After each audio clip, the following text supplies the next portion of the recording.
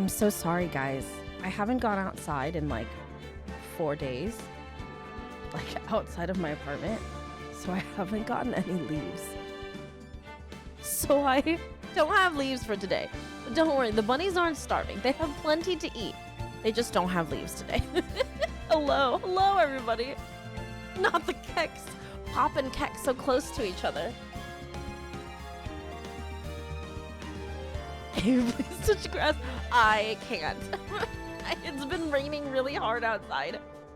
I'm gonna touch grass tomorrow, and I'm going to get leaves tomorrow. Don't worry, guys. It's gonna happen. There will be leaves tomorrow. Everything will be fine tomorrow. I'm just a little behind life, and that's just, it just happens sometimes. Hey guys, happy Tuesday. It's Tuesday. Spooky DL6, let's go. Happy tier freaking 3. Spooky, thank you so heckin' much for resubscribing. Happy 51 months. Welcome back to the Amy Sometimes Syndicate. Welcome right back into the ass. Is there a character who told me I need to get out more and not sleep so much? So we went outside today and I played Splatoon and the frat rap music. Well, look, what's frat rap music? Also, I feel that. It's almost 51 months is like almost a year. So I usually go out pretty regularly, Sunny, because I have to get like pet supplies and groceries, and I'm trying to get out more in general, and I've been taking dance classes and stuff, so I'm doing my best. But the last 3 days I just haven't gone out because I like burnt myself out this weekend actually it's been 2 days, because on Sunday I went to the mall to get some stuff for like TwitchCon, and I just needed new shoes because I haven't gotten like normal shoes in a long time. Leon, happy 52 freaking months. Welcome back to the Amy Sometimes Syndicate. Welcome right back into the ass. Frat rat? No, I've never heard of them. 15 months, oh my god, queers, it's party time. Let's look at these gay lawyers. Kissing Kuja on his bald head for like, he's been so cute today. Kuja's been like cuddling up in the blankets and sleepy all day because it's been raining. You guys have almost been here a whole year. Oh my gosh, thank you so much, Sarah. Bob is doing much, it is time to put Gordy behind bars. Okay, I have a question. When you first ask Phoenix what he's doing at the lake, he says he's there to see Gordy, and I was like, what? Really? What is the actual truth, I wonder? I joined and heard bunnies don't have leaves. How concerned? They're totally fine, Star. They will have leaves tomorrow. Leaves aren't actually like, they should have leaves fairly regularly, but it's okay if they miss a day. I usually have like extra veggies and stuff, but I literally haven't had veggies because there's a listeria breakout in Florida. And so I'm scared to buy any vegetables in Florida right now. And so I haven't gotten any veggies for myself. Normally, I would just give the veggies I would eat to the bunnies, like bok choy and stuff, but I just haven't. I'm worried about listeria. I normally make like a bunch of cucumber salad for myself, but all the cucumber has listeria in it right now. So here I am. Tiger's greasing is some of the food. Oh no, valid. So I haven't gotten veggies for myself, which is not good for my process, my bodily function process, but luckily it's been okay for the most part. I still have like a good fiber intake. Anyway, I'll get veggies tomorrow. I'll go around and look for veggies and stuff that maybe isn't invaded with listeria. So we'll get some veggies for the bunnies tomorrow, and everything will be fine, guys. Oh, there's Kuja, he's here. He's been sleepy all day because it's been rainy and cozy. It's been rainy and cold, and he's just been like snuggly all day. It's been very cute. Huh?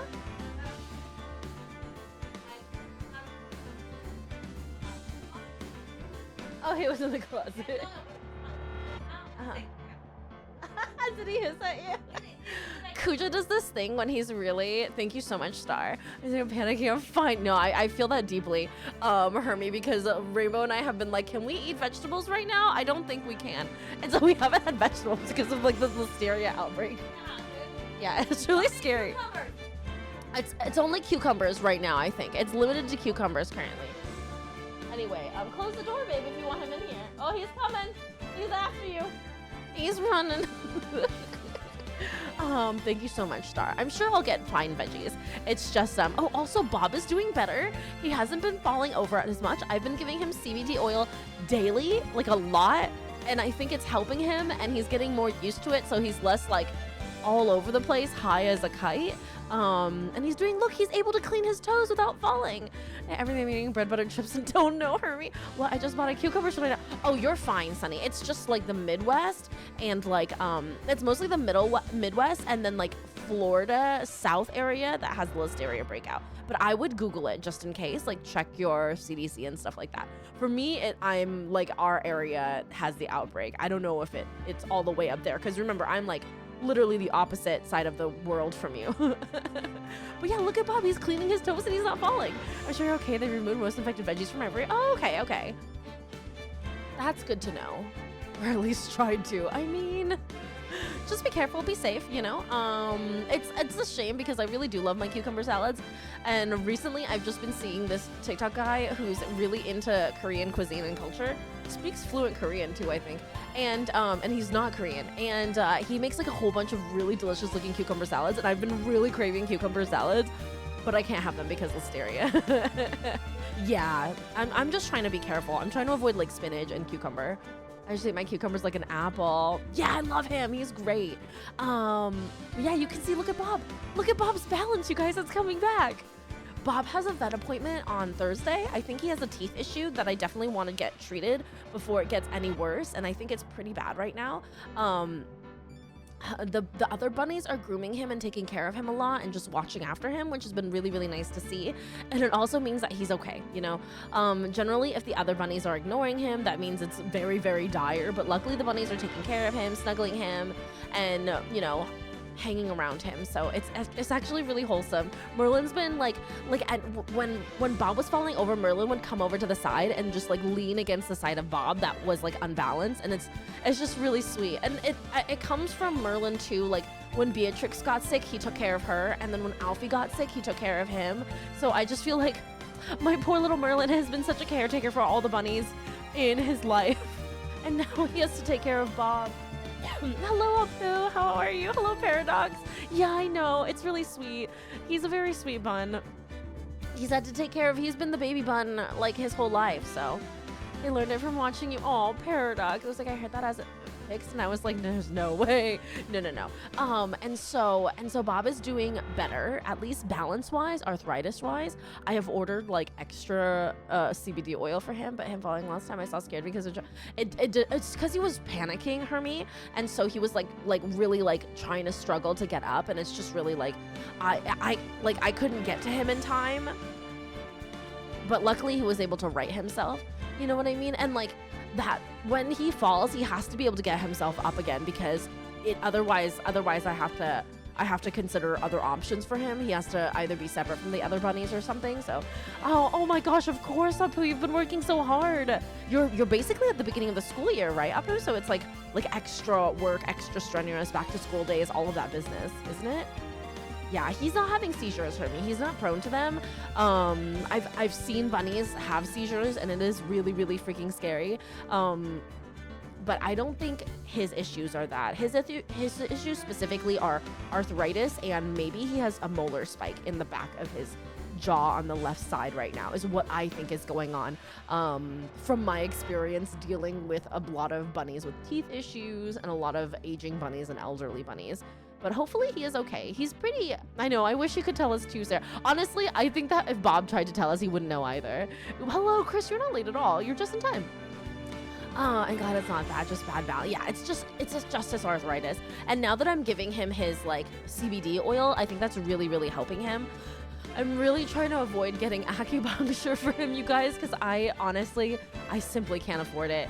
It's $150 a session. I have to do it once a week for like 4 months.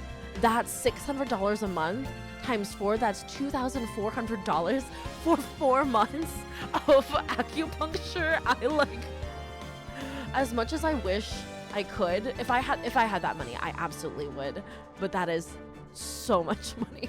So I'm trying my best to do natural remedies like this CBD oil and just taking care of him and making sure he's safe and comfy. And so far the CBD oil is working well. So I think I'm just gonna keep that. That's a hefty price. It really is. If he lifted, okay, so hilariously in Florida, bunny care, like vet visits, are cheaper. Going to the vet in California costs me almost $200 a bunny.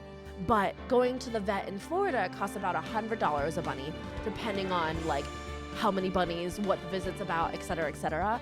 Wellness checks are $100, which is like almost 50% the difference than California. However, in California, you can get bunny acupuncture much more cheaply because it's more common to do acupuncture on your pets, including exotic pets.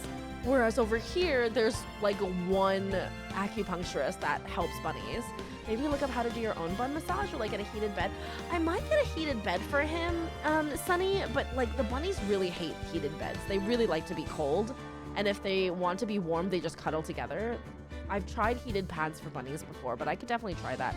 Acupuncture isn't massage. It's actually very, very thin needles that you hit on nerve and pressure points to relieve pain and tension in certain parts of your body, muscles, et cetera, et cetera. So cold pads are good, but that would be bad for his arthritis. He would have to stay warm. It's not that cold in our apartment, so I don't think that's an issue. Like I live in a very temperature controlled environment, so the heating pad isn't too much of a worry. Although maybe in the wintertime I might have to. But they live in like a very cozy area. They're totally fine as far as heat goes. He's just old and he doesn't move very much. Even when I put him in places, he like doesn't walk from there. Like I put him in my room and he'll just stay here. Leg warmers? I thought about that. There's actually Sorehawk socks you can give bunnies. And I thought about maybe that would help him a little bit. But I also feel like that might make it worse for him because like the different texture is gonna freak him out, and Bob has never been okay with clothes or any sort of fabric on him. He gets really overstimulated. So I thought about the like a Sorehawk leggy warmers and maybe that would help him.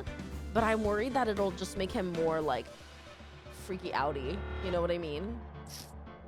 Bun compression socks.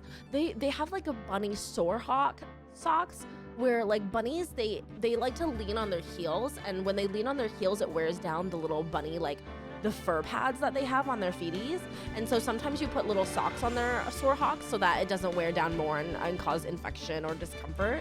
Merlin has a little bit of a Sorehawk on his back leg, but that's because he's a little chubby and he likes to lean really heavily on his back legs.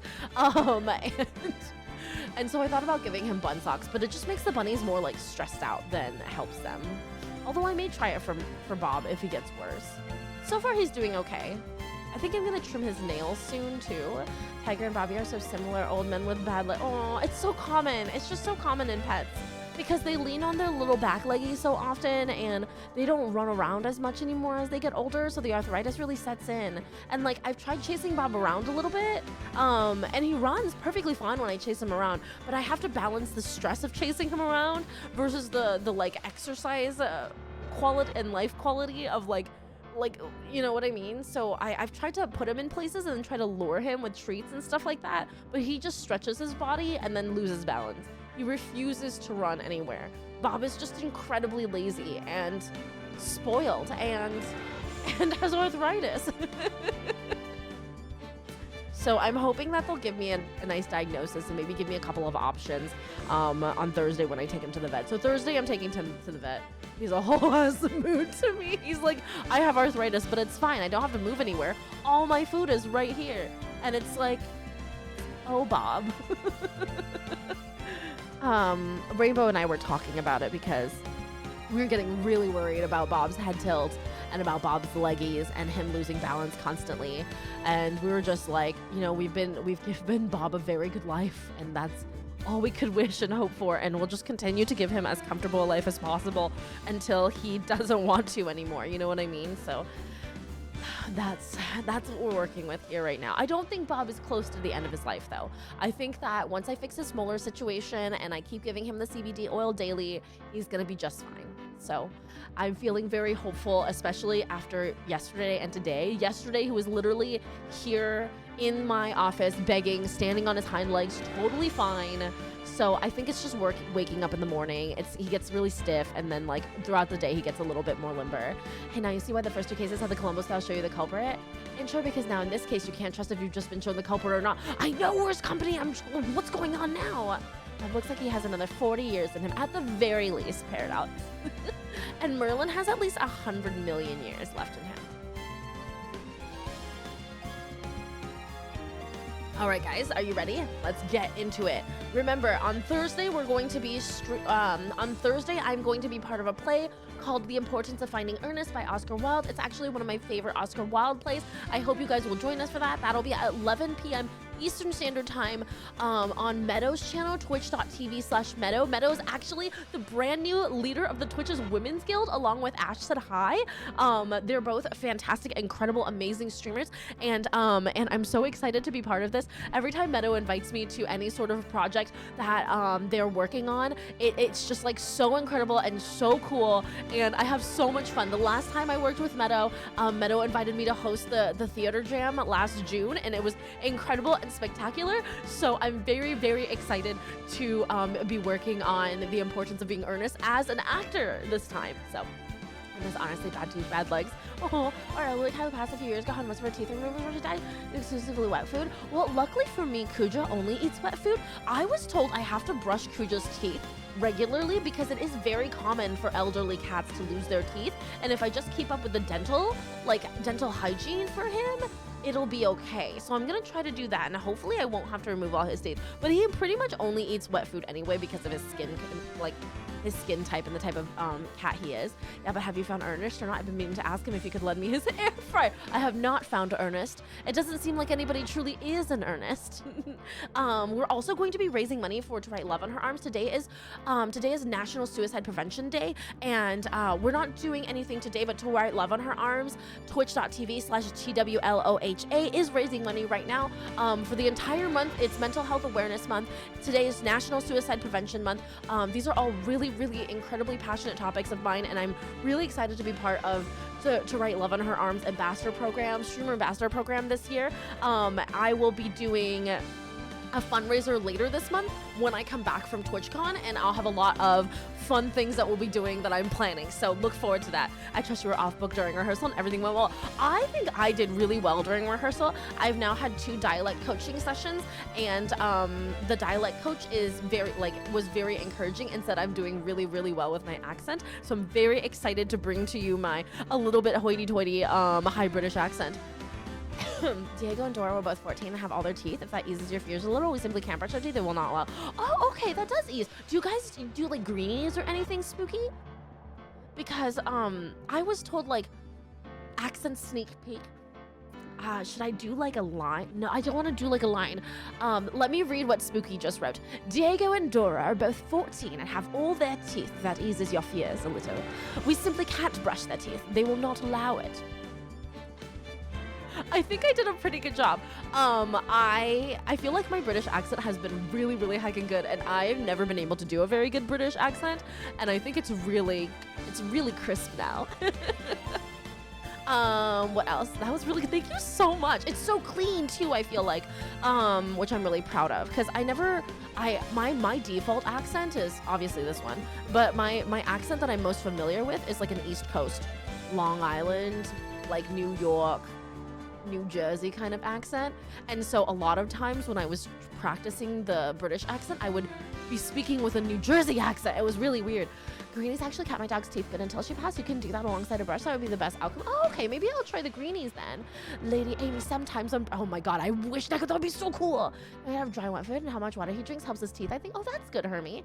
I feel like we're now in one of those stories about who will inherit the family fortune. Good. That's exactly the vibe it should be. We do fancy dry food and wet food once a day. Sometimes treats of the wet or dry variety. They hate greenies, but we do get dental treats now and then. Oh, okay. Maybe I'll try that then.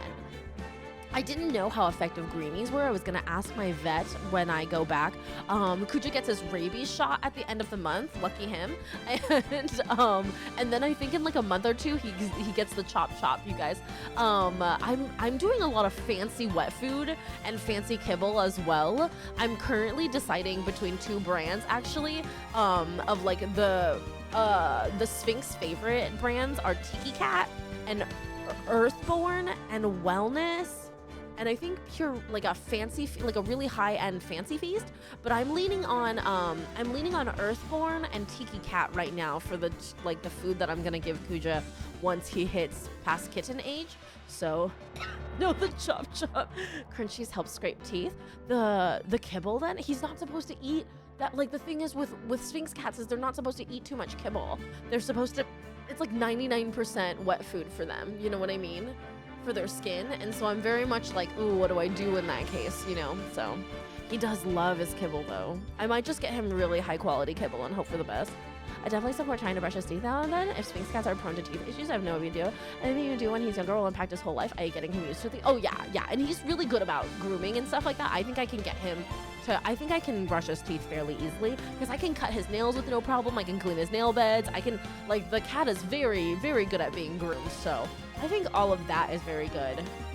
I think I'll be able to. I got a little tiny cat toothbrush and like a little chicken flavored toothpaste. So would Amy ever consider cooking his food? I heard it's the most healthy. You know, I thought about that, Sunny, the raw food diet. And I think that would be more like something I would do when he becomes a senior bunny. It's just right now with 3 bunnies and a baby cat, I think that managing a raw food diet would just be too much. They need a lot of moisture. You could always mix it in with the wet food. Oh, I mix water with the wet food. I mix like warm water because he's supposed to have warm pate. So I always mix water in with his wet food, especially because he doesn't like to drink water unless it's mine from my cup. So once he hits his teenage child, he'll probably be an asshole. So just be careful, okay? What he's doing all night and keep it up. Yeah, and like we give him churu and stuff when we're washing him. By the way, we're not on the trial day, right? Have you thought about what'll be the situation with the prosecution? I'm not sure what's gonna happen. I feel like we don't have enough, like, I feel like we don't have enough, what's the word? I feel like we don't have enough data. I don't have enough information, you know what I mean? Oh, you do mean the kibble. Oh, you mean mix it with the wet food? That's what Rainbow does from time to time, and he seems to love that. Karma? That's right, Manfred von Karma. He's the best prosecutor there is. He hasn't lost a case in his 40-year career. Ever? He is a god of prosecution, right? A god. Not a single case? He'll do anything to get a guilty verdict. Anything. Von Karma? Oh, I was talking about Kuma, Amy. Oh, cooking Kuma's food. Oh, your Kuma's. Wait, did Amy ever consider cooking his food? I heard it's so healthy.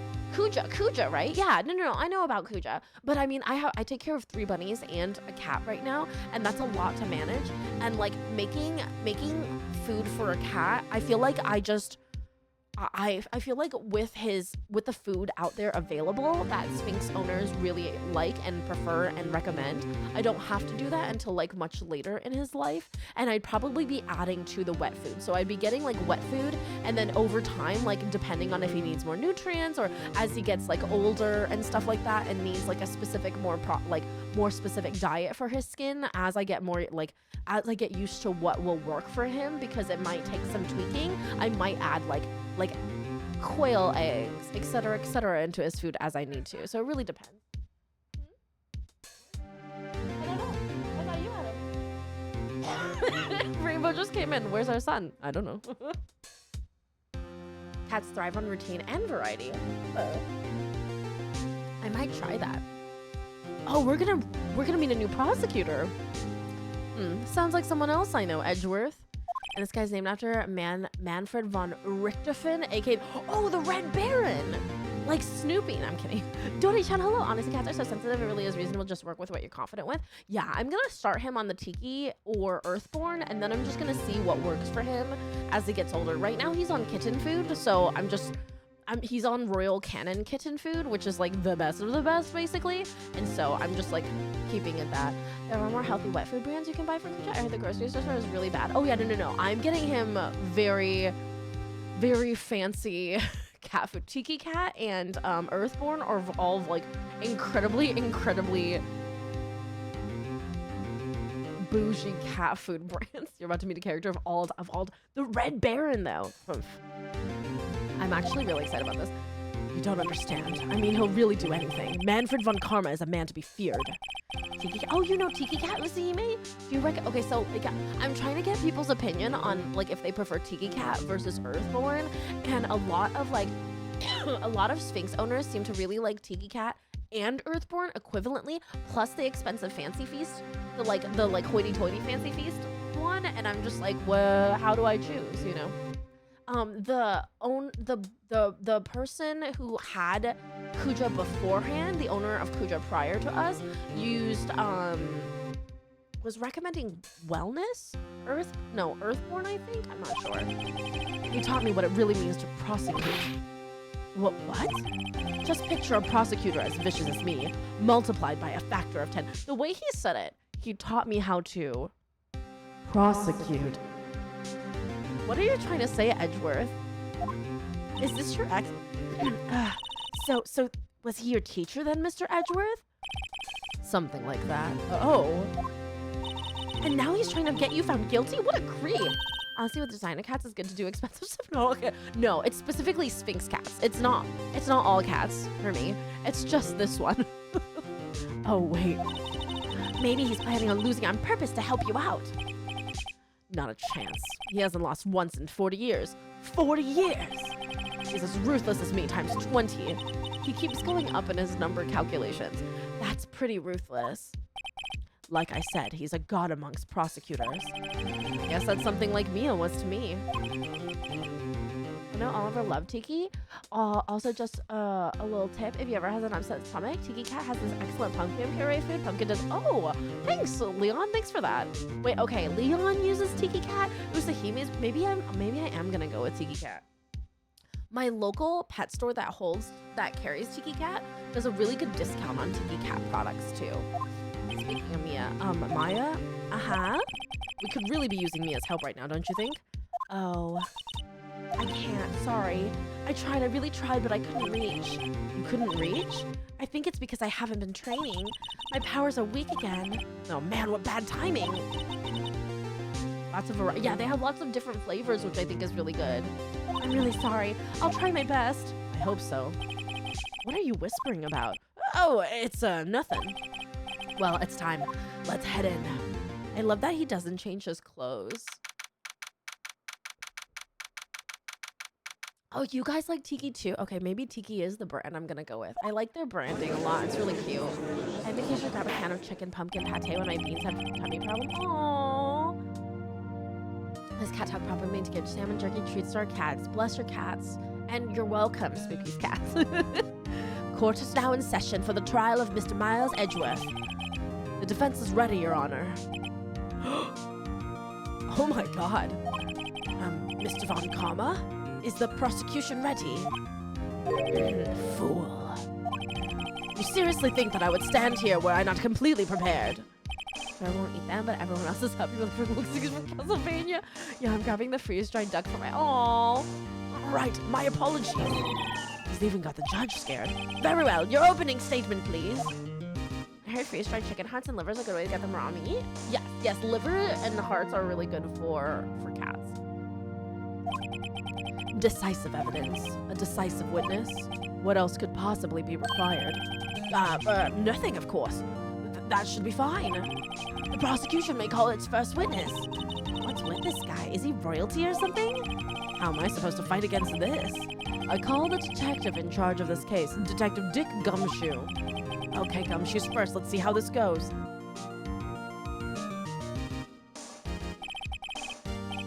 Describe the incident now. Oh my god. Yes, sir. Detective Gumshoe looks nervous. Please take a look at the map. The murder happened late Christmas Eve. Honestly, you could get some recipes to make some add-ins for his food. If you ever feel he needs more, and you can always convene with the ninja. Oh, I'm sure I can. I'm not too worried initially because as a lot of people say that, you know, if you just stick with the food that works the best with his tummy, that's the way to go. It's how I get extra protein in my ferret's diet since they're obligate carnivores. Oh. There's about heart treats something I'm getting tiger, but I can't do the smell of organ meat. I mean, I imagine if their treats hurt me, they're probably gonna be dried and not as smelly as you are afraid they might be. I think that I imagine as he gets older, Leon, I'll probably have to start doing more raw foods to get him the nutrients he needs and to get him into what he wants to eat. But for the most part, I'm not too worried that when he goes from, because he has a very healthy appetite and his stomach isn't that sensitive so far. I mean, we transitioned from baby food to kitty food flawlessly. He had no tummy issues, and he has a healthy, like, he poops in the day and he poops at night. He has good healthy poops, and he doesn't seem to have any issues eating, and he doesn't have any like reluctance to eat, and he has a very, very healthy appetite, and he makes sure that we know that he wants to eat when he wants to eat. So far I think it's fine. I don't find the treats to be that bad generally for smells. We've tried lots of brands. For veggies or I recommend cat grass as an easy enrichment for him, but always to eat whole strands gets so no. I'm not gonna give him anything yet, because right now he is good. Oh, I find I love chicken hearts and gizzards, but Hop only really likes I can't give Kuja duck because it's too fatty for him. And if it's too fatty, it'll put oil in his like skin. Vital essentials. Imagine having nutrients eats french fries. The murder happened late Christmas Eve around midnight. There was one boat in the very middle of the lake. There were 2 men on the boat. Now there happened to be a woman camping here on the edge of the lake. At 12:10 a.m. she heard 2 pistol shots. Then the boat started to move. It went towards the boat rental shop. It's true, he's very enriched by the bunnies. Overhead map of Gourd Lake. Testify to the court about their arrest now. Wait, Mr. Von Karma. Yes. Actually, I'm the one that's supposed to be handling these proceedings. Oh. Wrong. There's only one thing you need to do here. You will slam down your gavel and say the word guilty. That is your role. Oh my god, his confidence is absurd. Yes, of course. You're quite right. No, he's not.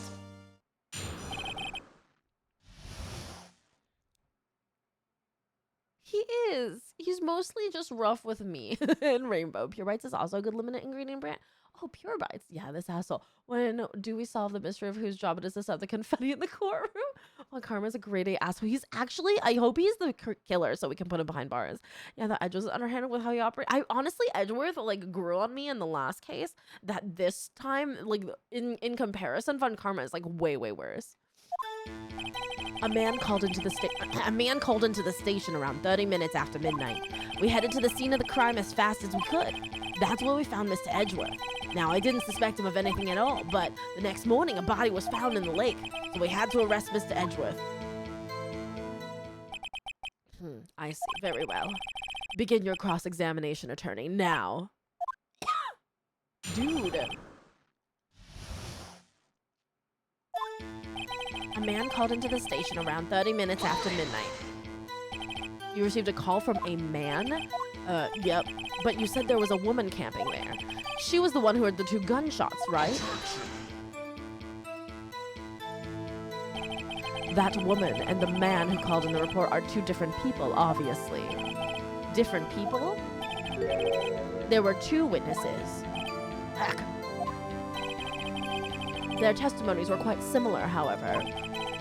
Today I've summoned the woman who was camping. A woman who was camping, a lot of heart.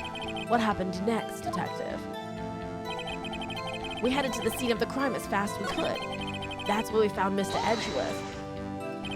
What was Mr. Edgeworth like when you saw him then? Well, from what I saw, he looked pretty relaxed. Not like a murderer at all, really. Oh my god, his objection is terrifying. Detective, the court requires the facts, not your opinion. How many years have you been on the force? Facts only, detective. Hard, cold, objective facts. Yes, sir. Man, he's got a share of objections. Now, I didn't suspect him of anything at all. Why didn't you think he was suspicious? You should know. We have a deep, trusting relationship with the prosecutors. Detective, the court isn't interested in your musings. Deep, trusting, poppycock. I've never heard so many flippant comments from an active detective on the force. Detective Gumshoe doesn't look so good. Continue, now. But the next morning, a body was found in the lake. Did you find any clues on the body? A single bullet was recovered from the body. It was shot through the heart, fatally. Judge, here's the bullet. It didn't strike a bone, so it's shaped as well preserved. Very well. The court accepts this bullet into evidence. 22 caliber pistol. So we had to arrest Mr. Edgeworth. Why is that? Well, we found the murder weapon in the boat. The murder weapon? A pistol. Detective Gumshoe. That is a vital piece of information. Please revise your testimony. Right. Sorry, Your Honor. The murder weapon was found in the boat. The murder weapon we found in the boat was decisive evidence. Hey, Coco, how you doing? The victim no longer has any heart, really. What about the pistol made of decisive evidence? Tisk, tisk, tisk. Heck, he has the same evil laugh as Edgeworth. There were fingerprints on the pistol found in the boat. They were clear prints from Mr. Edgeworth's right hand. What? How did I not know this? Order, order! So Mr. Edgeworth's fingerprints were found on the murder weapon? Yes, Your Honor. Judge, this is the weapon in question. Accepted into evidence. Fired 3 times, but she only heard 2 shots. There's prints of Edgeworth's right hand. Members of the court, we now have the pistol used in the murder and the bullet found in the body. Detective. Yes, sir. Was the bullet found in the body fired from this pistol? Yes, the ballistic markings on the bullet match the pistol. Hey, Nick, what does he mean, ballistic markings?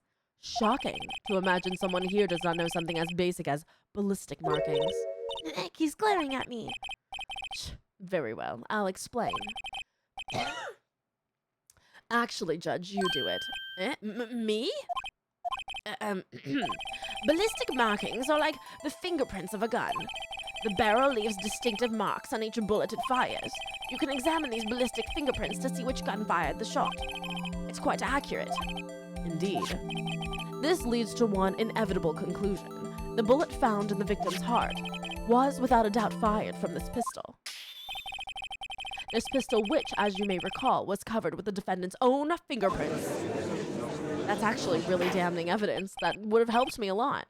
Order! This is bad. This makes it look like Edgeworth did it. Well, Judge, I'd say it's almost decisive, yes. Honestly, I could declare a verdict at this point. However, you wish to hear the witness speak, no doubt. Very well. I am somewhat fatigued, and so I will take a brief break. You're fatigued from being an asshole? I will call my witness after the recess, which will last 10 minutes. Judge? Yes. What are you doing? A 10-minute recess? Now?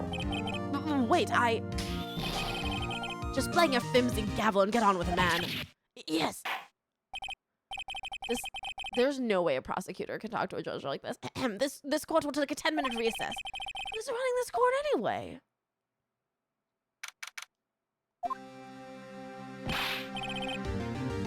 Edgeworth, what's going on?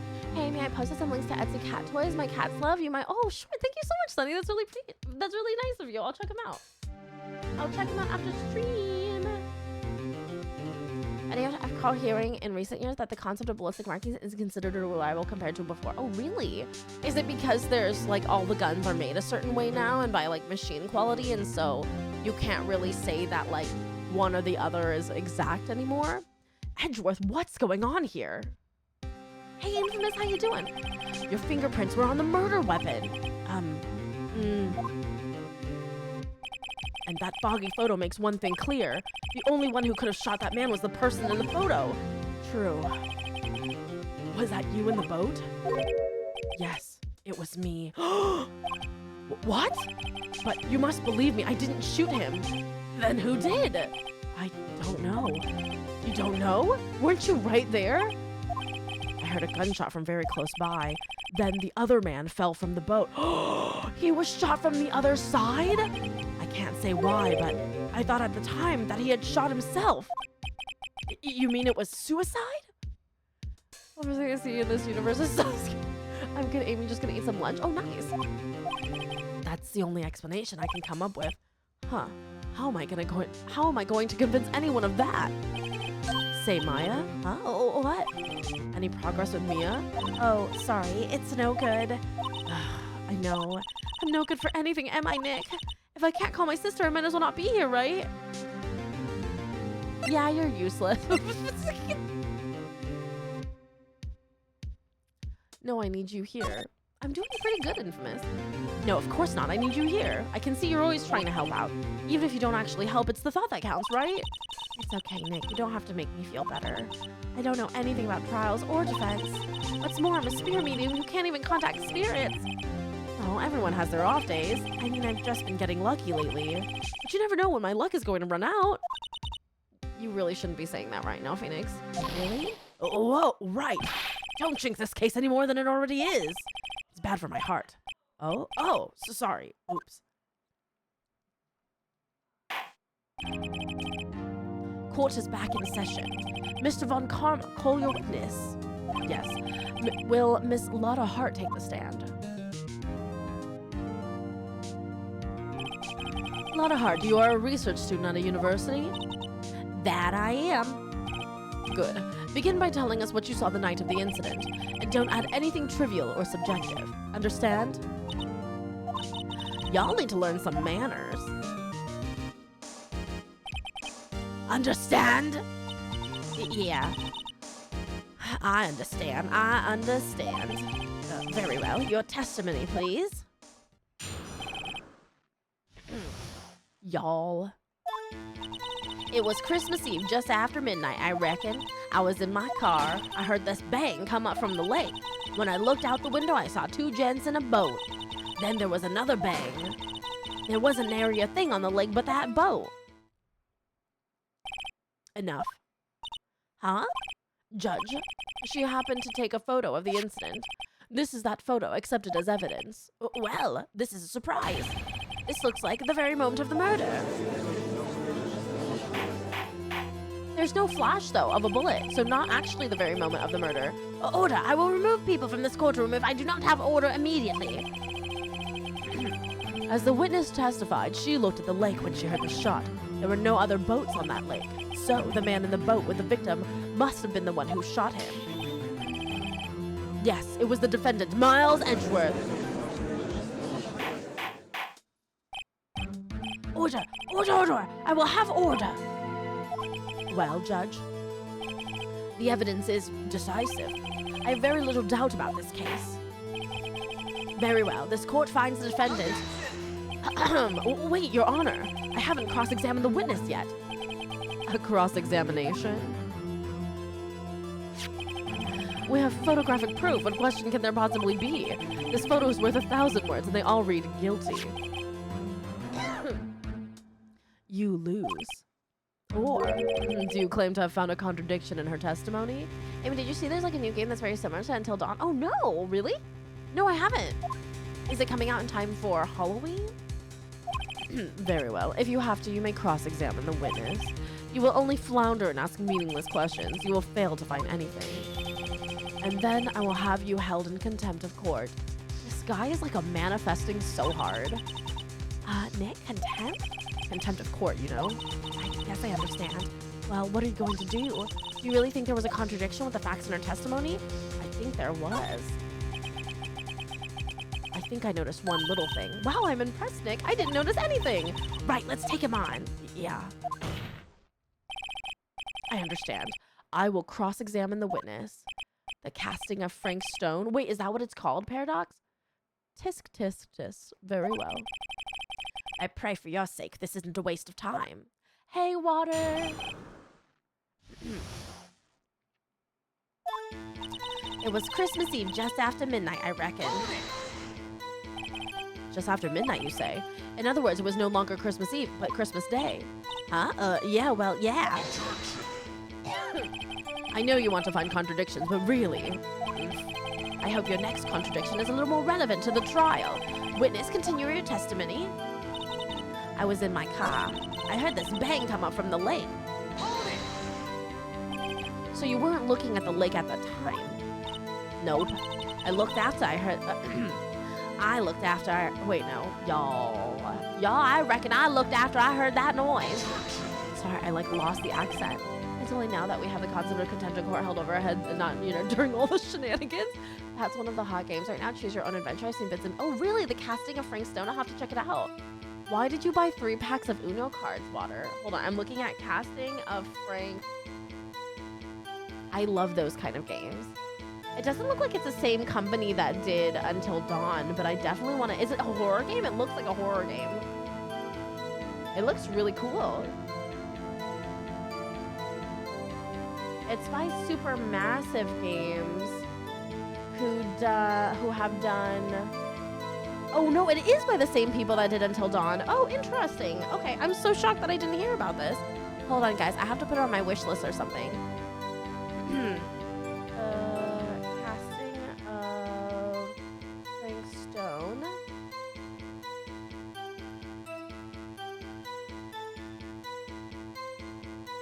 I had no idea they came out with a game already. Okay. I can see Ace Attorney parody now. The casting of Frank Stallett. You can devastate everyone with 8 draw 4 cards. Sounds like it. I asked you to find contradictions, not leisurely chat with a witness. When I looked out the window, I saw 2 gents in a boat. Then there was another bang. Were you watching the very moment the shot rang out? Well, yeah, sure. Yeah, sure? You're asking meaningless questions. Meaningless. Contradictions, Mr. Wright, not meaningless babble. On Karma, I think I hate you. He's trying to keep me from talking to the witness. To what end? There wasn't nary a thing on the lake but that boat. Then there was another bang. Wouldn't there be a flash, though?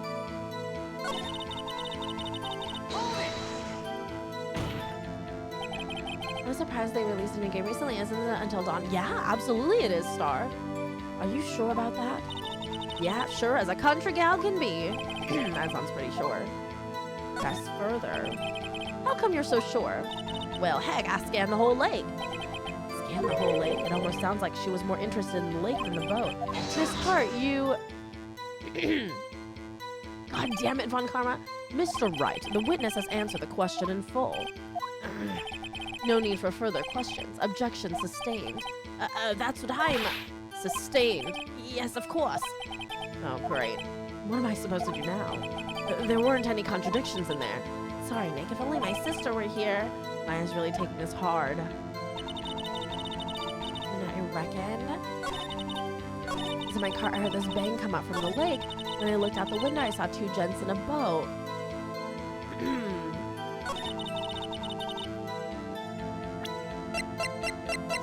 But where's the flash? Okay, because the... Looked out the window, I saw the 2 gents, then there was another bang. There was an area thing on the lake but that boat. What do I do? Just after midnight, I reckon. I was in my car. I heard this bang come up from the lake. When I looked out the window, I saw 2 gents in a boat, then there was another bang. There was an area thing in the lake. Let me present this.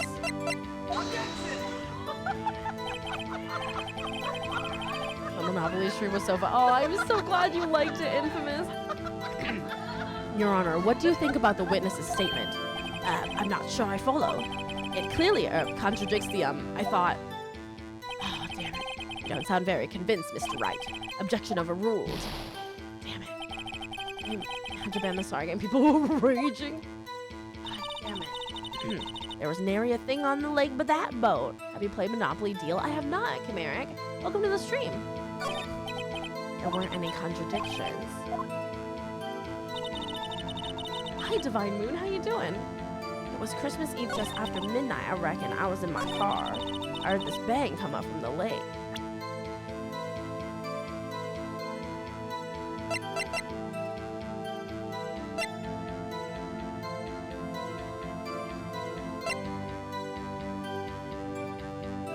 I feel like I have to present one of these things.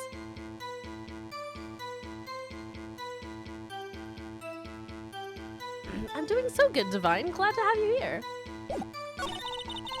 When I looked out the window, I saw 2 gents in a boat. Your Honor, what do you think about the witness's test statement? I'm not sure I follow. It's clearly contradicts the oh god damn it. There has to be something here. I think that won't be any points with the judge. Saw 2 gents, and there was another bang.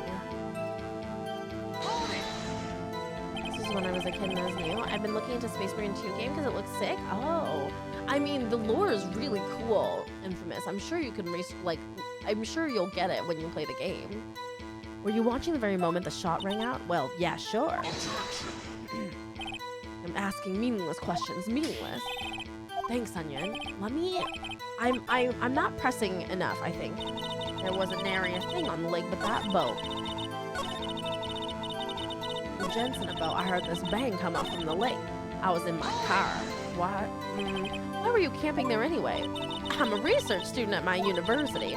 I was taking pictures to use in my research. What research? This all sounds suspicious. Press further. Miss Hart, could you be more specific about your research? God damn it.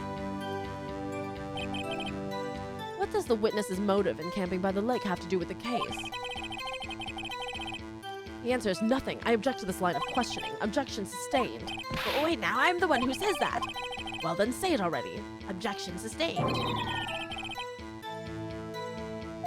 Thanks for nothing, Your Honor. I heard this bang come up from the lake.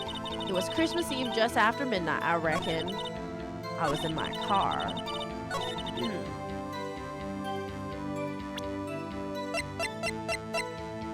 Something earlier didn't make sense. The light here, right? There's no light from the bang. Earlier in this trial. About the bullet, right? I heard this bang come up from the lake. Can I present this? When I looked out the window, I saw two gents in a boat. Then there was another bang.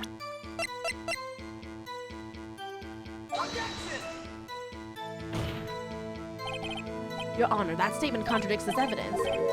Shit. It's not. Oh my God. Okay, hold on. This soundtrack is low-key good, isn't it? Shit. You're right, Star. And there was another bang.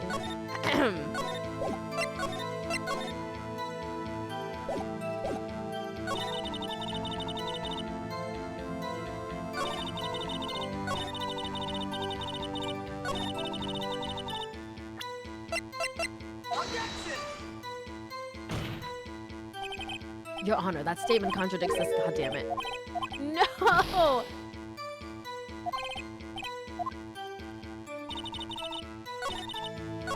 And there was another bang. There was an area thing on that lake, but that it's not the picture. God. Is it the bullet? Is it the flash?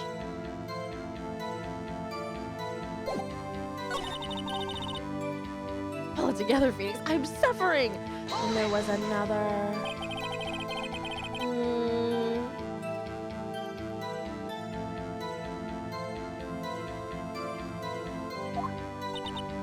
Yeah, sure. You're asking meaningless questions. Meaningless. It's something about the bullet or the gun. It's not the picture. It's not the, Oh my gosh. Thank you so much for this tier 1 subscription, Chimeric. I really appreciate it. Hello, welcome. I heard this bang come up from the lake. I was in my car. It was Christmas Eve just after midnight, I reckon. Should I restart?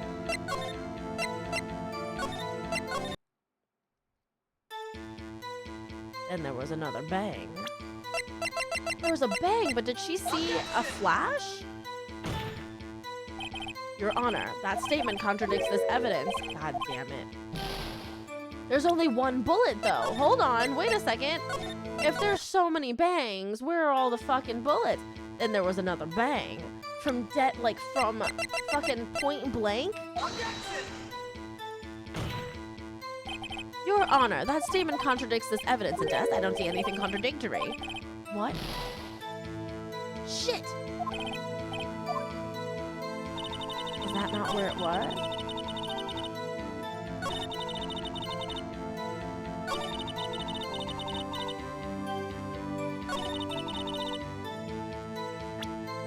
I could have sworn you presented the gun there here. I thought so too!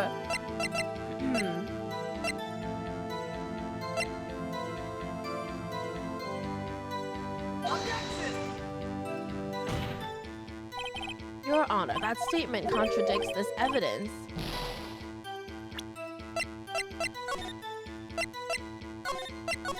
There's two bangs at point blank. And there was another bang. There was an area thing on that lake, but that boat.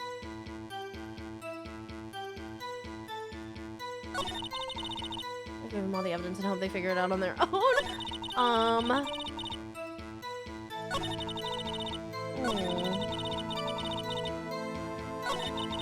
What do I do? Sorry, Miles, I was in my car. It was Christmas Eve just after midnight, I reckon. Maybe it's this. No.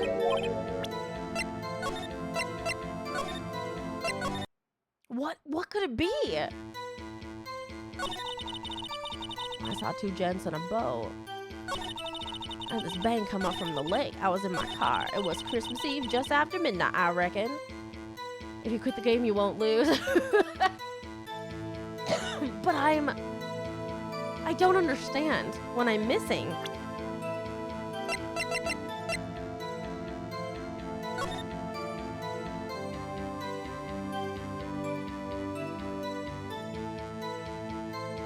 Did you press all the statements? Let me try pressing them again. In other words, yeah, objection. Okay, Von Karma objects. Hope your next contradiction is better. I was in my car. Why were you camping there anyway? I'm a research student at my university. I was taking pictures to use in my research. What research? This all sounds suspicious. Could you be more specific about your research? Voice on is the best. It's so ridiculous. Objection. What does the witness's motive? Camping, blah, blah, blah. Wait, now I'm the one that's supposed to say that. Thanks for nothing. Okay, just double check the save.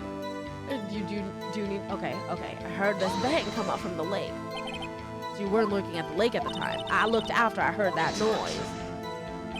She said that already. I asked you to find contradictions, not leisurely chat with the witness. When I looked out the window, I saw two gents in a boat. Could you clearly see the two men? Just look at the picture. Clear enough for you? Uh-oh. Press further. Not clear enough. Wait a second. I wasn't asking you about the photo. I was asking if you saw the two men. Yeah, well, of course. The witness has testified that she saw that there's also a photo. You'd best look elsewhere for your precious contradictions. He jumped in quick. He's hiding something. Enough. I think we've heard all we need to hear, Mr. Wright. It seems you are unable to find a contradiction in the testimony worth noting. Oh, no, Locus. You keep your promise, Mr. Wright. I'm afraid that I will have to penalize any further outbursts by holding you in contempt of court. And if that happens, you'll have to leave the courtroom immediately. Understood? Uh-huh. Nick, Lotta's testimony is fishy, Nick. Real fishy. 74. Not bad, Pete. I know what you mean, but if I can't say anything, what can I do? I believe we've covered the evidence sufficiently to make a decision. Then pass your judgment. Very well. Mr. Miles Edgeworth, please take the stand.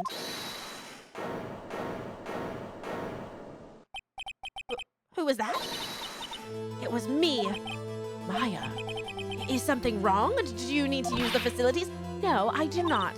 Lotta Hart, your testimony stinks. It's unclear whether you were actually looking at the lake. It's highly doubtful that you actually saw Mr. Edgeworth. Tell us the truth. This is a matter of life or death. Did you really clearly see Mr. Edgeworth that night? Did you see him fire the weapon? Oh shit, Maya. You will stand down. The court does not acknowledge the defense outburst. Answer me, Lotta. What's the big idea treating me like some kind of criminal? I saw him, I swear. I saw Edgeworth. Enough. Judge, declare the defense in contempt of court. Yes, of course. I'm sorry, but you were warned. Guard, escort Mr. Wright out of the courtroom. He's in contempt of court and must leave. No. Wait. I was the one who made the outburst, Your Honor. Nick is innocent. What's the difference? All that remains is for the guilty verdict to be declared. Isn't that right, Mr. Phoenix Wright? Wrong.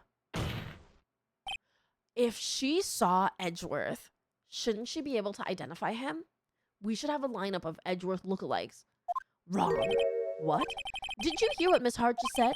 She said she clearly saw Mr. Edgeworth. That was not in the testimony. That changes her testimony and I have a right to cross-examine her again. Yes! Order! You're in contempt of court. It's too late for wild claims. Judge, sustain my objection. I'm sorry, Mr. Von Karma, but I cannot. What? Mr. Lotterheart has made a new testimony. The defense does have a right to cross-examine her again. But he is in contempt of court. No, I am. If you're going to arrest someone, arrest me. Very well. Maya Fey, you will leave the courtroom immediately. Nick, I did what I could. You have to do the rest. Good luck. Maya. She really did really good for us, though. Those are all the things we needed to say. I care not for this melodrama. Listen well, Mr. Wright. I do not tolerate badgering of my witness. I'm running out of time. I better find a contradiction in here or else. Mr. Wright, begin your cross-examination.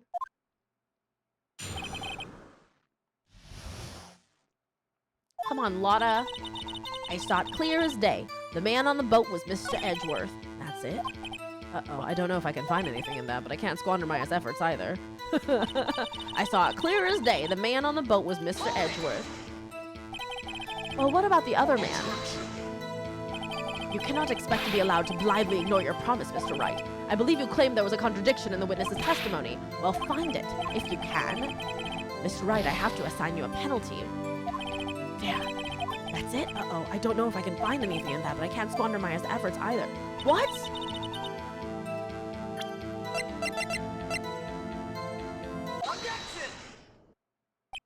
Got you, Miss Hart, finally. What? You got what? Look at this photograph. The photo I took? The very same. There's something I want you to see in this photo. It's quite clearly visible. The fog, Miss Hart. So? This picture was taken with professional high-quality film, correct? Yet even it could not capture the faces of the men on the boat. Look at this photograph. Every time I do it makes you a contradiction. Yet you claim you saw Mr. Edgeworth. How? What? Miss Wright has a point. That's why I told her not to say that in her testimony, please. Karma! Influencing the witness's testimony? Yet now she has said it, Mr. Von Karma. How could you possibly see Mr. Edgeworth? Explain yourself. Miss Hart. What? Could you see the defendant that night? Of course.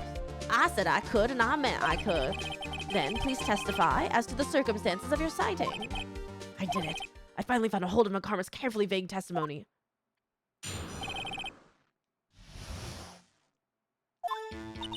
You're right. It was a cold night and the fog was thick as grits. So once I finished setting up my camera, I got back in the car. Still, I brought my binoculars with me. When I heard that noise out on the lake, I looked with my binoculars. See, no problem. You use binoculars. Very well. You may begin your cross-examination, Mr. Wright. This one better be good. Oh, no. Can I save? You're right. It was a cold night and the mist was thick as grits. I'm gonna save on this one.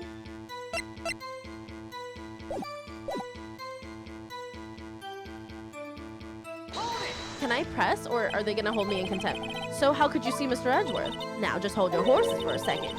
You hasty Yankee types and never find a gal where I'm from. Defense attorneys have trouble with that as it is. Nobody loves me. So once I finished setting up my camera, I got back in the car. Your camera? Yeah, it's got an automatic... The issue we are concerned with here is Miss Hart seeing Mr. Edgeworth. The camera's nothing to do with this at all. Objection sustained. He's not letting her answer any of my questions.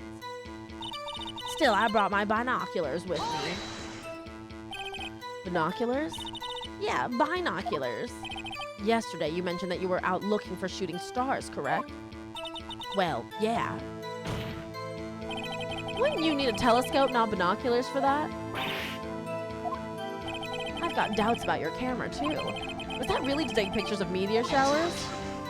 The camera's irrelevant to this case. You can't say that for certain. Mr. Wright, is the camera really relevant to this case? If you believe it is, you may continue with this line of questioning.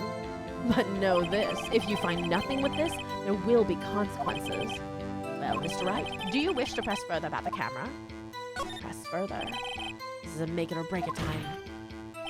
The camera is of utmost importance, Your Honor. It is perhaps the key to this entire case. Therefore, I will continue my line of questioning. Wow, maybe I went a little overboard there.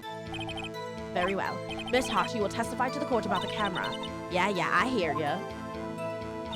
The camera was set up to take pictures of a meteor shower. When I heard that noise out on the lake, I looked with my binoculars. How many Von Carmack suggestions? I'm gonna find a hole in this testimony. If it was set up for meteor showers, it's set up. Thank you so much for the follow. Miss Hart, what made you choose that lake to photograph meteors? You know the fog gets thick on that lake. It's not very suited to stargazing. Hey, Tenny Sand, welcome in. Thank you so much. Yeah, well, you see, I guess I wasn't thinking too straight, huh? Mr. Wright, I will not have you badgering my witness because of her challenged intellect. Now, wait a minute. Continue your testimony. You were saying how it was that you saw Edgeworth? No unnecessary comments, please. When I heard that noise out on the lake, I looked with my binoculars. The camera was set up to take pictures of a meteor shower. When I heard that noise out on the lake, I looked with my binoculars. This is actually my first time playing the game, Tenny-san. If there was a heavy fog, how would binoculars change that at all? What do you mean? Even binoculars can't see through fog. But you say you clearly saw him. I did, yeah. Enough. There's no room for doubt in her testimony. She sounded pretty doubtful to me. I have to find a clear contradiction first. I don't care how many Von Carmack objections I get. I'm going to find a hole in this testimony. Okay, so I've pressed everything. Right?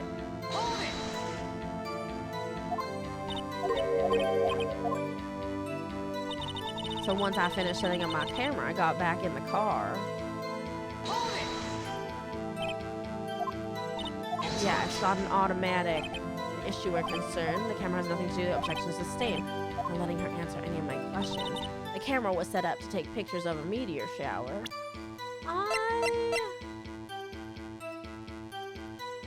I'm gonna show this camera. I have one more chance. Oh, the music stopped. You were photographing shooting stars? That's a lie. Says who? Oh my god. I saw the camera you set up yesterday. It was pointed directly at the lake. You have to point a camera upwards to take photos of the stars, Miss Hart. Oof. Oh my god. Mr. Wright, what are you driving at? The witness was not at the lake to photograph shooting stars, Your Honor. Well then, what exactly was she photographing? I don't know the cheese shot of noticing the music stopping. Your Honor, take a look at this. What was Miss Hart trying to photograph at that lake?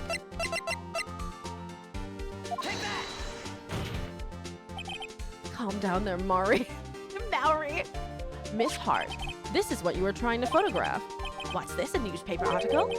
Gordy? The sighting at Gord Lake. Well, Miss Hart, I never heard of no lake monster. You got proof or something? Thank you, Onion.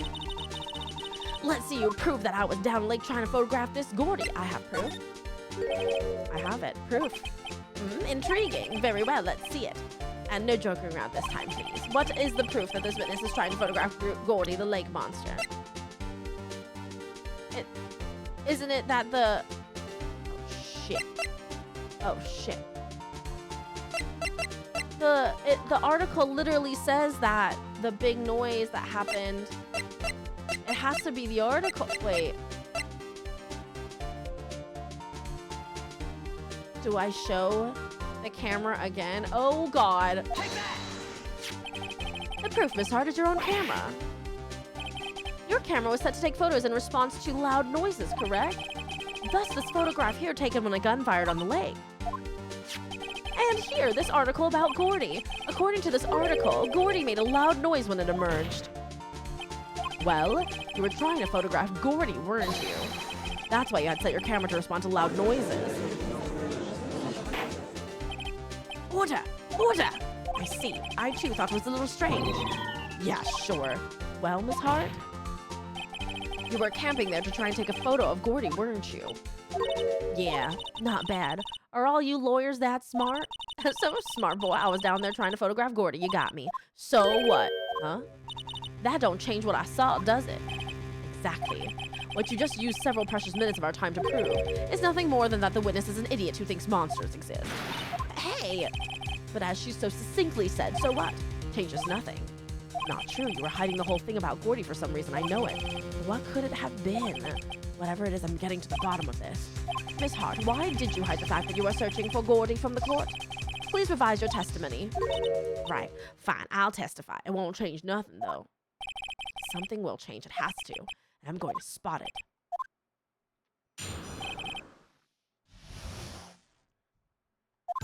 Her hand is buried in her hair. Actually, I'm not a research student at a university. I'm an investigative photographer. Imagine what a scoop it'd be if I got a picture of that monster. That's why I was camping out by the lake. But that's all I was hiding. When I heard the bang, I looked right straight out at the lake. There wasn't much else to look at, so I just watched the boat the whole time. Then I saw a flash near one of the man's hands, and I heard another gunshot. I was looking right at that boat the whole time. Crossed my heart and hoped to fry.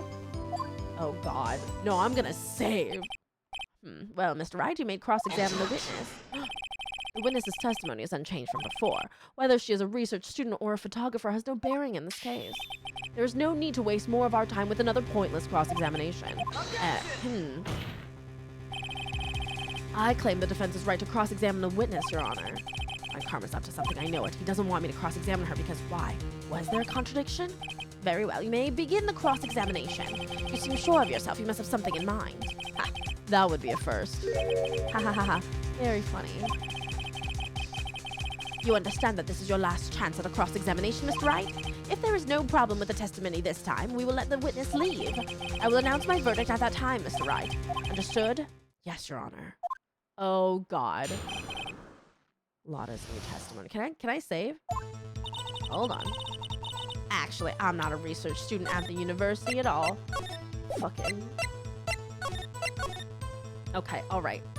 One chance, one shot. Then what manner of person are you? I'm not sure I'm highfalutin enough to be called a manner of anything. I'm an investigative photographer. An investigative photographer? Yep, you get your photo and sell it to the press. It's that kind of business. Hey, I was taking pictures at my sister's graduation last year, and guess what? What? There was a UFO just hanging in the sky. A UFO? You know, an unidentified flying object, a UFO. That's when I had sort of a revelation. I knew I should become an investigative photographer. I see. Kind of a shaky basis for a career. Imagine what a scoop it'd be if I got a picture of that monster. Is Gordy really all that newsworthy? Heck yeah, they even had him up on TV. I'm not sure that appearing on the local news rumors of the month segment qualifies. Last month's segment was Bigfoot sighted on Acorn Hill, I believe. Hey, they also had a picture of him in the newspaper for real.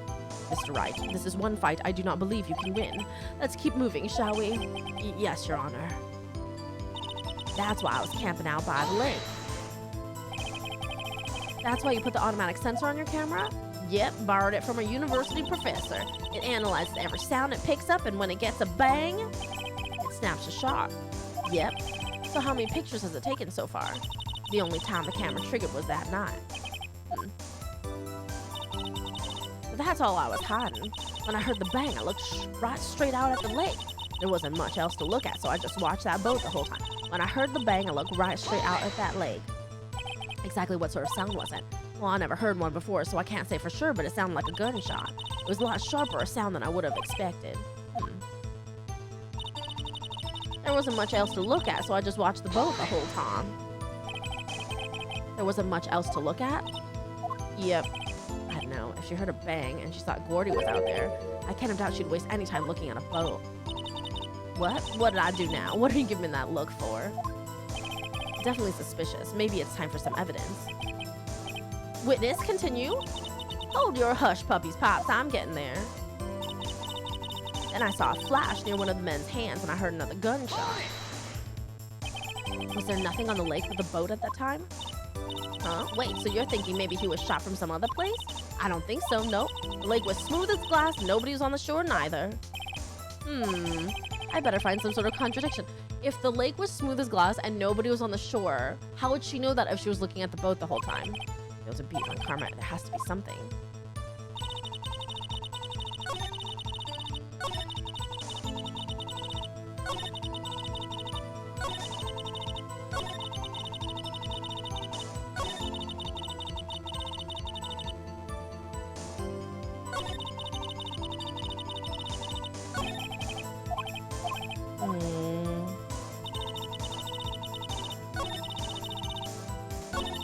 imagine what a scoop it'd be if I got a picture of that monster that was camping out by the lake. But that's all I was hiding. When I heard the bang, I looked right straight out at the lake. There wasn't much else to look at, so I just watched the boat the whole time.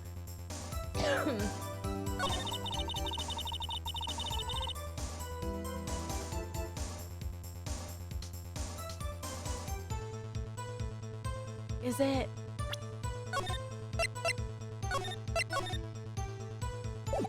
Is it?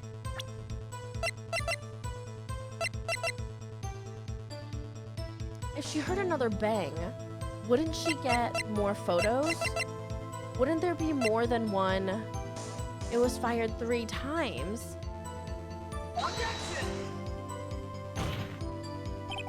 Your Honor, that statement shit.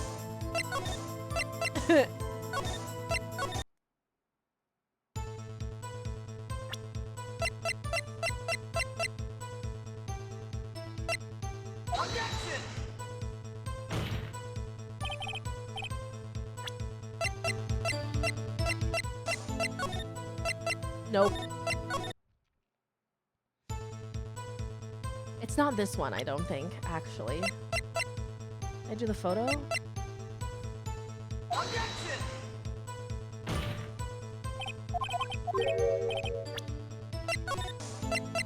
I'm gonna get kicked out of the court for contempt, guys. And I saw another gunshot. I won't be able to beat. There has to be. Maybe it's the one just before that gunshot one. Reminding the scoop. That's why I was howling when I heard the bang. There wasn't much, but that's how Scooby Doo. Oh, really, Sarah? Don't you look at? So I just watched the boat the whole time. Ooh, Miss Hart, were you really looking at that boat? What's with you? Of course I was looking at it. It was the only thing out there. Any normal person would be looking at it. I agree. Any normal person would. But you are far from normal. What? Y'all want to step over here and say that?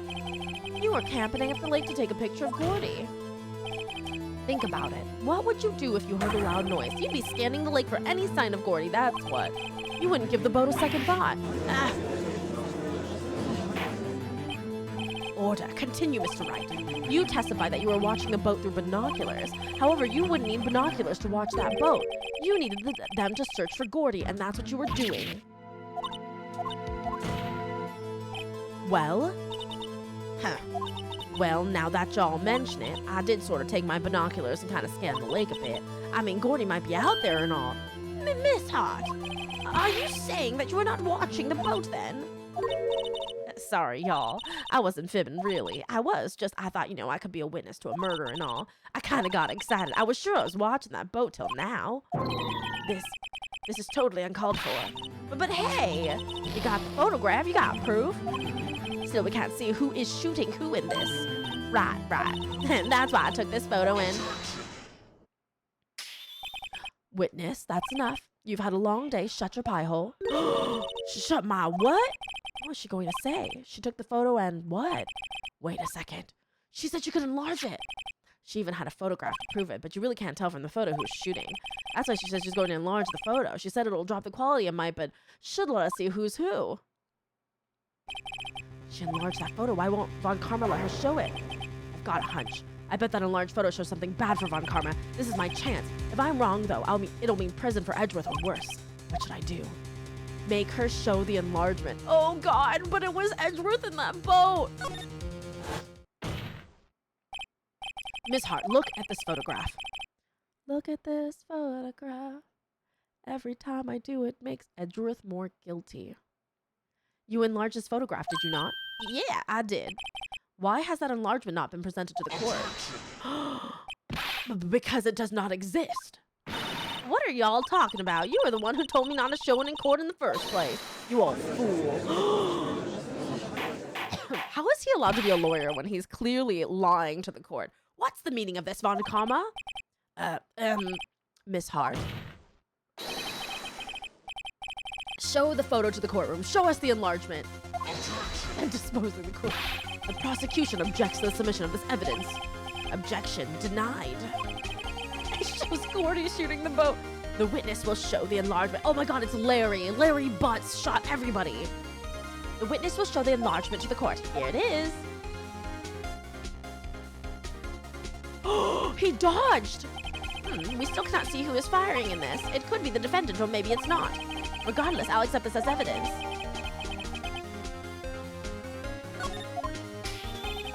Happy now, Mr. Wright? There has to be something. You asked for the enlargement, you got the enlargement. And little good it has done any of us. That's why I requested you not show it.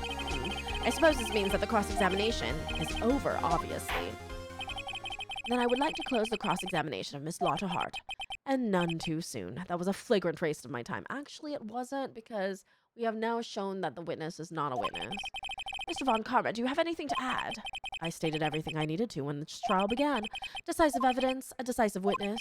What else could possibly be required? Your decisive witness literally didn't see the murder. Nothing, of course. Then I believe it is time for me to declare my verdict. Wait, it's not supposed to go like this. There has to be a clue in this photo somewhere. This is bad, real bad. What should I do?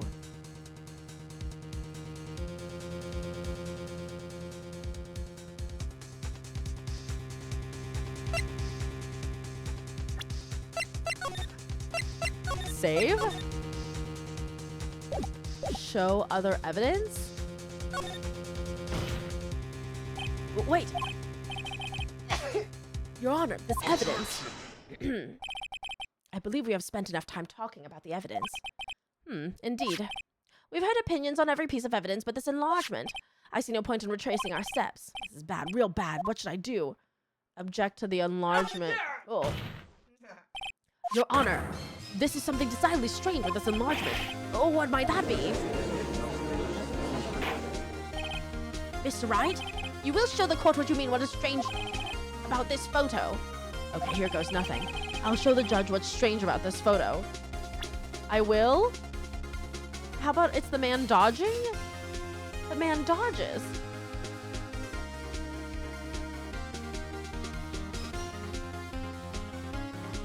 What is strange about this photo? It's weird because when something smells, it's usually the butts. Here, Your Honor. Where? Mr. Wright, I understand you're in a tight spot. However, you have nothing to gain by making baseless claims of faulty... Oh, shit. Oh, shit. This court sees no reason... No. Try again. Object to the enlargement.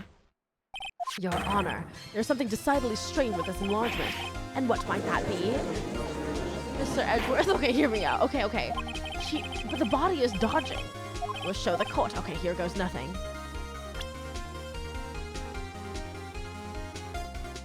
We look through our facts in the court record.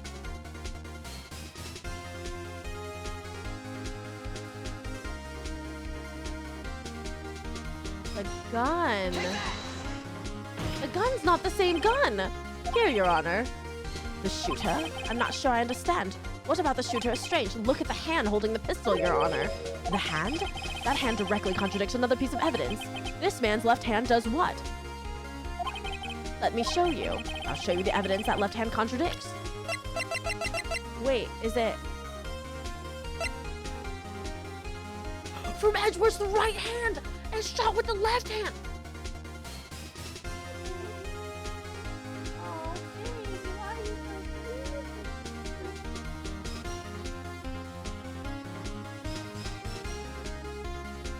You have a very sleepy baby. You have a very sleepy bat. You have a very sleepy naked... Oh, that's his anus. I'm so sorry.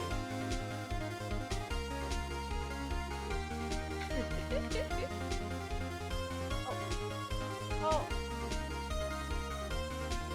He's so sleepy today.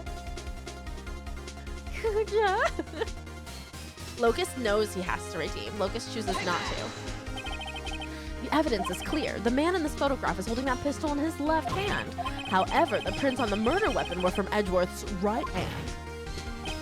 Ergo, the man shooting the pistol in this photograph is not Mr. Edgeworth.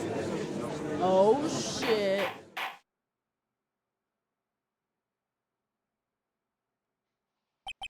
Now that everyone in the courtroom has quieted down, I would like to reconvene this court of law. Mr. Wright, yes, Your Honor, you have given us definitive proof today. We now know that it was not Mr. Edgeworth who fired the pistol that night. However, this leaves us with a rather large problem. If Mr. Edgeworth didn't do it, then who shot our victim? Precisely. As we have seen, there were no other people on the lake that night. That we know of. Who but the defendant could have shot the victim? Miss Hart, the victim himself, Larry. The victim himself?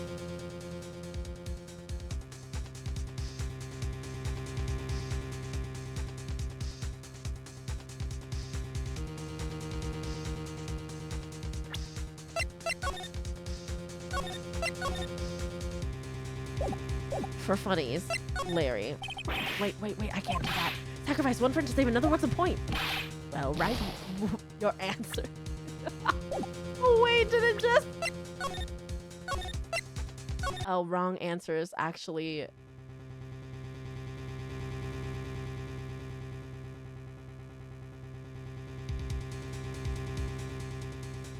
I don't know where Cujo went to. You know, hey, Carly, Amy stream on a Tuesday night. Hope everyone's doing good. I usually stream on Tuesday nights. The victim himself, Miss Hart. It's not Miss Hart, it's the victim. There's only one explanation remaining. The man who shot the victim was none other than the victim himself. Order! So you are saying that the victim committed suicide? Yes, Your Honor. I can think of no other explanation. Indeed, that does seem to be the only remaining option. I'm so very, very sorry, Mr. Wright. The suicide is out of the question. What? An examination of the victim's wound reveals the distance at which she was shot. The distance? The victim was clear shot from further than a meter away. A meter? That's 3 feet.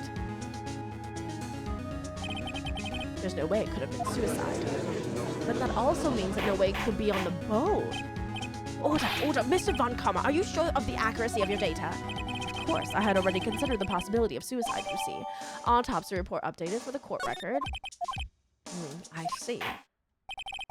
I'm usually busy on Tuesday. Aww. Well, thanks for joining us, Carly. I appreciate it. Very well. Allow me to state my opinion. Considering the situation, the shooter had to be the defendant, Mr. Edgeworth.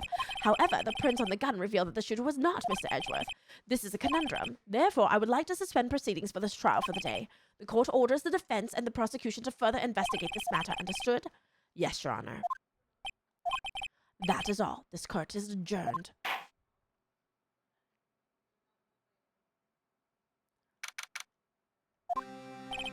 Phew, that was a close one. Hey, don't you have anything to say? That's by Robert Meter Long Arms Hammond. Don't you have anything to say? No, I've yet to be declared innocent, right? Well, yeah, but what happened out there on that lake anyway? If he didn't commit suicide, then who? The shooter was about a meter away, too. What? Don't give me that look. I did not kill him. I was just kidding around. Look, I'm going to go check on Maya. Oh, right. What? Tell her something for me. What? Tell her to watch what she says in court. That's all. Would it kill you to just state how you really feel with a thanks, Edgeworth? Yes, it would kill him.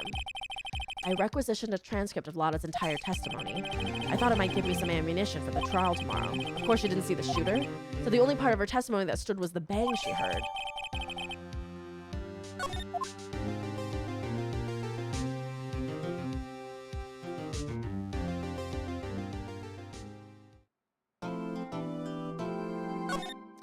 Actually save my progress? Yes. Not just save scumming? Yes. December 26th, detention center, visitors room. Okay. Oh, she's in the Oh, I didn't realize she's back in jail. All right, we're gonna take a quick break so I can go pee. Stretch your legs, look at something far away, and we'll be right back for more DL6 drama. Proud Chinese, POC, LGBT diversity. Proud Chinese, POC, LGBT diversity.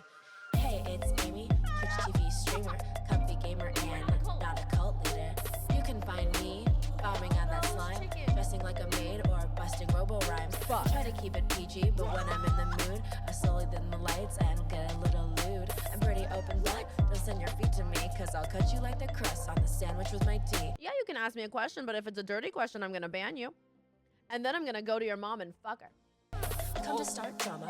I won't dismiss it. I look sweet and submissive, but I am sadistic. I'll cut you down, Don't hit on blink me. or you'll miss it. Fuck with my friends and I'll go ballistic. I can serve you in a gamer with a meal, and I'll do it all with ease in my 8-inch heels. Final Fantasy, Pokemon and AC. Life 5 days with a friendly community. We're playing this fun little game, and we're learning about what it means to be a dominatrix.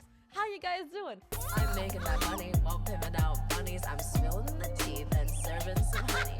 Maybe sometimes syndicate, they'll come sit. When life's unclear, just know you're welcome here.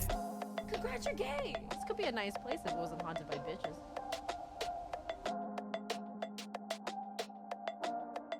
I'm not taking a poop right now. But eventually I might need to. And there's no shame in that, okay? Everyone shits. I'll be right back, guys.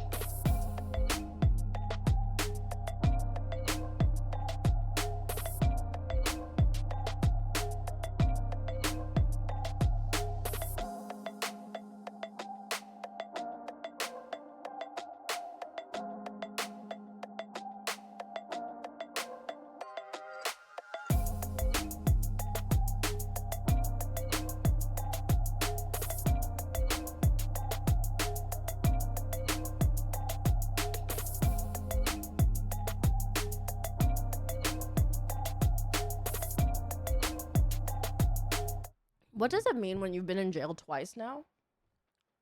Hold on, guys. I have to move my cat. He is sitting there. I just need a little bit more room for my butt, buddy. Okay. Hey, Nick, it's you. I'm glad Mr. Edgeworth made it through the day okay.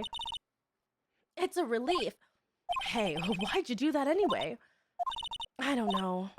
I just knew I had to do something. I know I'm not the lawyer my sister was.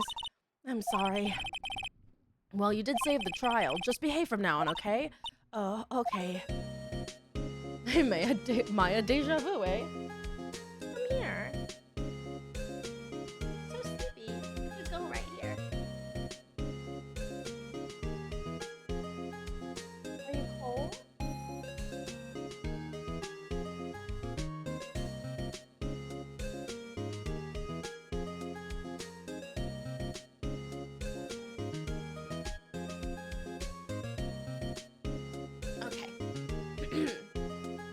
Hey, Maya, deja vu, huh? Well, now her and Edgeworth questioning. Have you been questioned yet? No, not yet. Detective Gumshoe was here just now. He said, seeing as this is your first offense, we'll let you go after questioning. Ew. Oh, and he wanted me to get bail money ready. You can pay for me, okay? Huh? How much? I don't know. I guess they'll send you a bill or something. Why do I picture giant bales of money every time I hear the word bail? Just cool down, steal my butt. There is a cooldown. It's 15 seconds. So you guys just don't spam butts in chat. Any luck with Mia? None. I can't get through to her at all. I tried, I really did. I don't know what to do. I think I probably shouldn't have stopped my training. She sounds like she really did do her best. I should check and see if there are any waterfalls in the local area. I wonder if I'll ever see my sister again. Aww.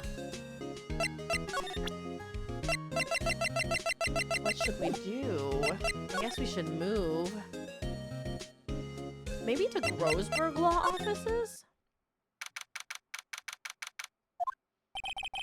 Apparently, Mr. Groesberg is on vacation today. What? He just ran?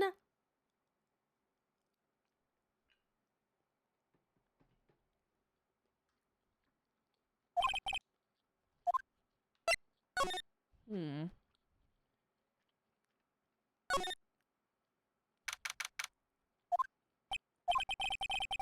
Sure is quiet here with nobody around. Right. I have to get Maya out of that detention cell soon. Should I just go there and get her out of there? Oh, maybe we can talk to, Detective Dick. Detective Gumshoe's not here. Gumshoe's at the scene again today. Huh? Oh, really? He's a live wire, that one. Got into a fight with the chief for not following protocol. Not following protocol? I bet he wouldn't help them build a case against Edgeworth. Ah. That's a one of saving the game before you make a mistake. Let's go to Gourd Lake. I said something like, when something smells, it's usually the buzz. No. Poor Larry Butts.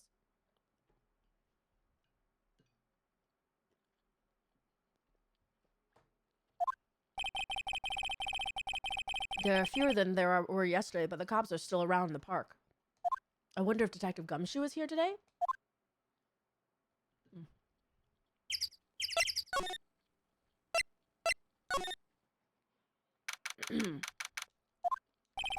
Haven't seen Larry around today at all. Probably off paying through the nose on a date with the lovely fiance.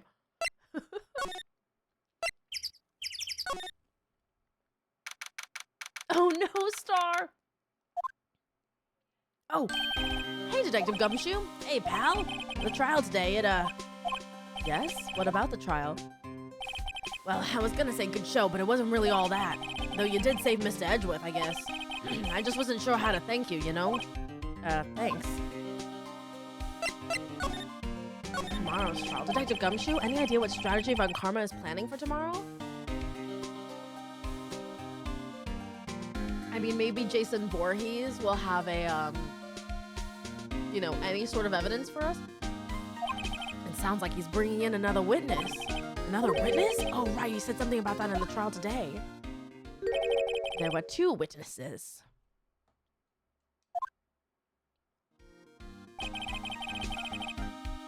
Who is this other witness, I wonder?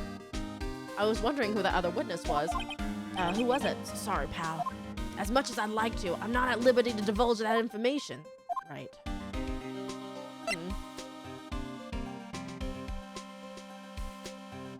Why not?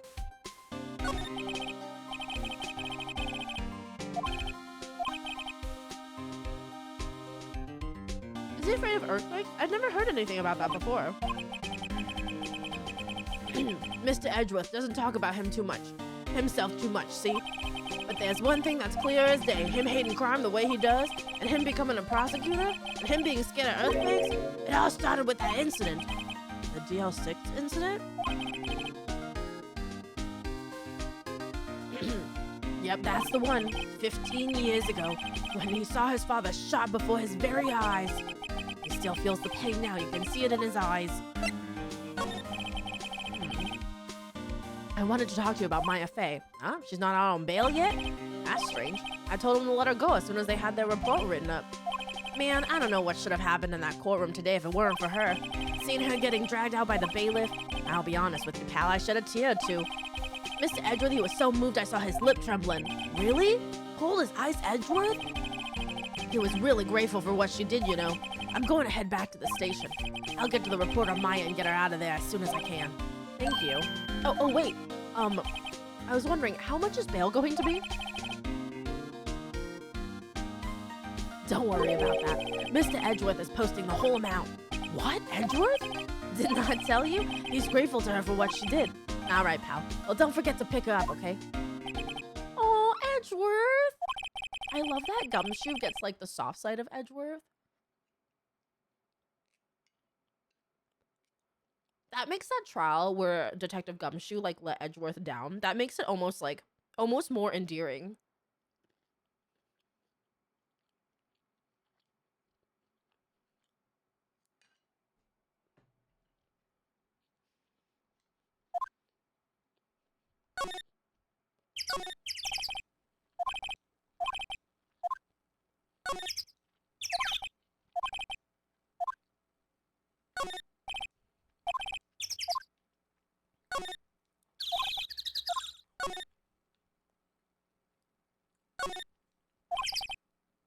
I'm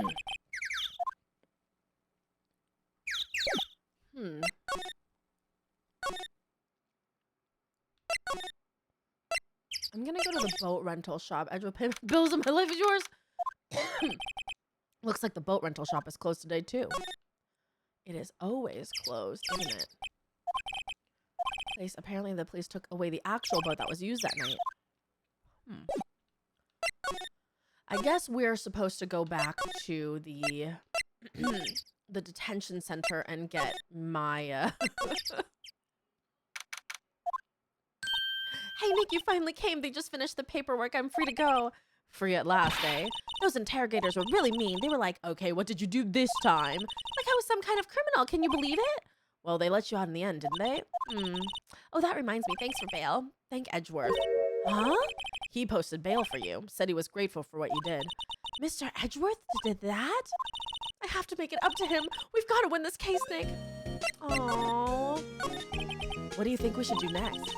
We're kind of lacking in the clues department. We could go to the park and look for Gordy. I was kidding. Still, if there are any clues out there, the park's as good a bet as any. What do you say? Shall we head down there? Sure. Have you noticed anything lately? You know, I did notice one thing while I was here in detention. It's really pretty comfortable here. It's warm and they keep it very clean. I meant, have you noticed anything about the case?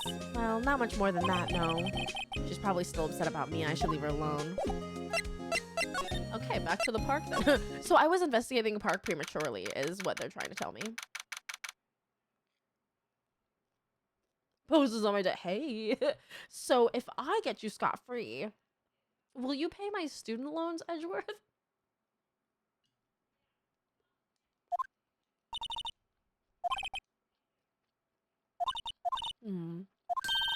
Hey, y'all. Hey, it's Lotta. Y'all really did it today.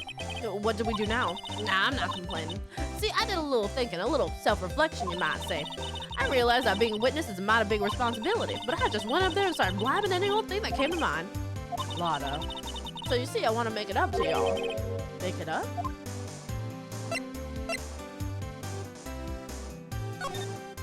I don't think you could. Oh no, I was supposed to go to the trap, but like, you know how I stayed and like lingered and looked at things first? I could have just gone back to the detention center. What did you think of the trial? To be honest, I was doing it half just to say I'd been a witness, even though I didn't really see anything. I kind of convinced myself I had though. I'm sorry, I know I caused y'all a lot of trouble. Well, memory is a tricky, vague little thing. Yeah, I sure know that now. I'll be fine the next time I witness a murder. Right. You mean the first time you witness a murder? Real talk, one of the writers said when the game was developed, Edgeworth is intended to be synthetic, and all of his opposition and demeanor to you became super unpleasant. Oh, really? I feel like game developers and writers really underestimate the empathetic quality of gamers. Like, they really, really think we're cold-hearted.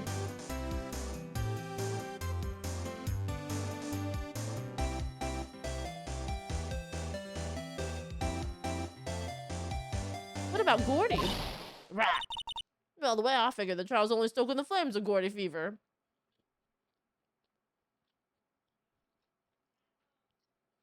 I think Lotta doesn't know that, Lucas.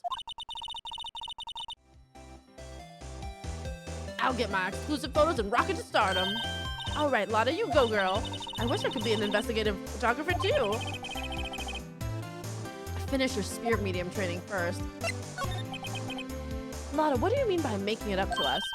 Well, you see, actually, I got a bit of information for you. What? That Von Karma didn't want me to say nothing about it. What information?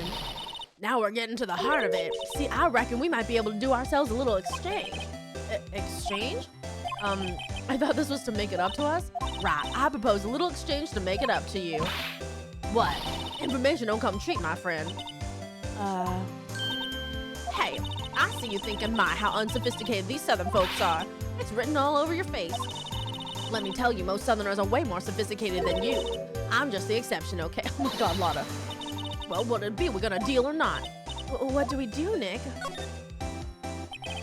We don't have any other leads, so I don't think we have a choice here. Okay, how much? Huh? You're completely off your rocker? I may not be sophisticated, but I'm not trying to rob the poor. Huh? The only fair exchange for information is information. Listen good. What I need from you is information about Gordy. Whoa, whoa, whoa! Gordy? But Gordy doesn't, I mean, Gordy might not exist.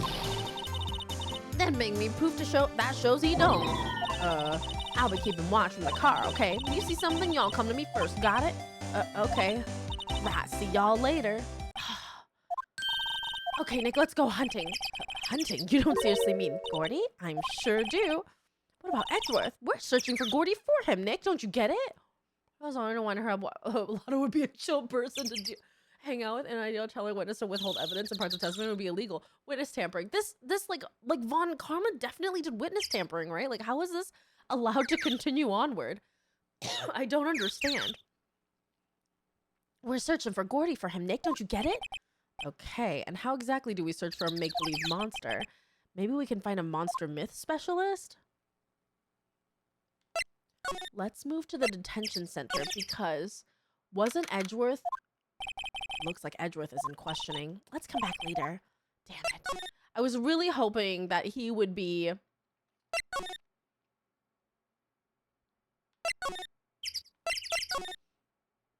Oh my god. What the hell? December 26, Gourd Lake Public Beach. What's that? The Steel Samurai, Nick. Yo, Maya, Larry, what the heck is that? Oh, it was my girl Keonce's idea. She was all, if you like, put this here. It'd be like really cool. Who the fuck is Keonce? Why does she have all this Steel Samurai paraphernalia?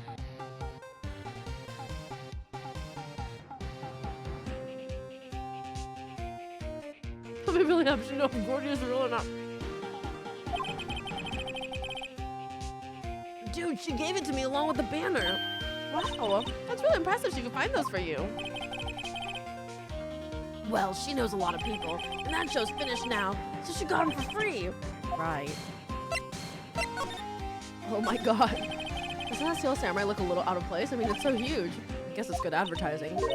Something about the Steel Samurai just doesn't work for me. Huh, really? It looks pretty well made to me. Still a novice, aren't you, Nick? Really, true connoisseurs like Cody and me don't fall for this kind of stuff. These Steel Samurai fans are obviously in a league of their own. I can't get over the samurai dogs. Oh man, whoever calls their product the original first wins. Why don't you add world famous to the sign? Amy, if you thought today one of this case was read, let me see if you haven't seen anything you would. Hey, good idea. What have I done? Those flags look sadly out of place here, flopping listlessly back and forth in the cold wind under a cold sky. I don't know, I think it gives this place a kind of festival atmosphere. Reminds me of the War of the Eyeglasses. The War of the what? Huh? What? You mean you don't know the War of the Eyeglasses? What the heck is it? Our local fair used to do it every summer. I guess we were the only ones. I ask again, what the heck is it? Doesn't answer me. Good, excellent. What's that machine? That's a compressor. I use it to fill up the balloon there with air. Huh, neat. Just got it repaired yesterday. Man, what a drag that was. Hey, Nick, benches. Let's take a break. Maybe have a dog? I think not. It's too cold to sit and eat hot dogs out there. Wimpy city boy. You should try standing under a freezing waterfall sometime. Maybe you should do that, Maya. Huh, I almost didn't see that signpost. Left, boat docks, right exit. The trash can is empty. At least the place is well maintained. Wow, Gourd Lake is really big. Yeah. Say, Nick, why is it called Gourd Lake? Oh, a long time ago they used to grow gourds here. Oh no, we already know that factoid. Okay, let's talk to Butts. Yo, Nick, what happened with Edgy? Well, we made it through the first day in court, all right. I don't know how good our prospects are from here on, though. Huh. Hey, Larry, did you know Mr. Edwards' secret weakness? He's terrified of earthquakes. He acts like a little boy. Oh my god, Maya, stop. That's trauma, dude. Huh? That's weird. I don't think he was ever like that in school. No? Really? Well, we were only in the same class for a little bit. He transferred schools pretty quickly. Transferred? Right, when the DL6 incident happened. Doesn't look like Larry knows about it, though. Hey, Larry, when did you get that big thing? Huh? Oh, the big guy? I've had that for about a month, yeah. It's a big hit with the kids. Why wasn't it here yesterday? Huh? Oh, right. The compressor was busted. Compressor? Yeah, it's that little unit by my hot dog stand. That's what I used to put air in the Steel Samurai. It broke a little while ago, so I sent it in for repairs. Ivan Karma is going to lose his cool. Not going to tell you why, of course, but yeah. I mean, I'm sure he will. He already lost his cool with us. Oh. And here I thought you'd inflated it by yourself. Why is he being so suspicious about this samurai?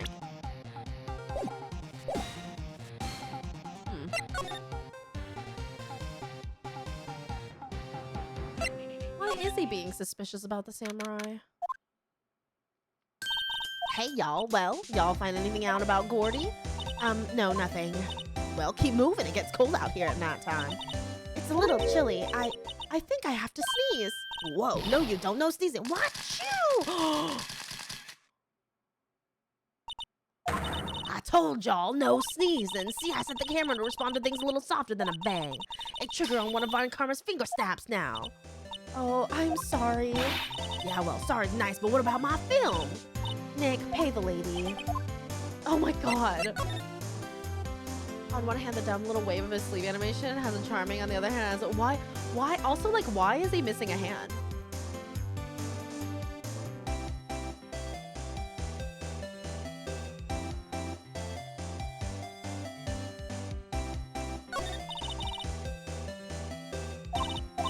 No, we already read this.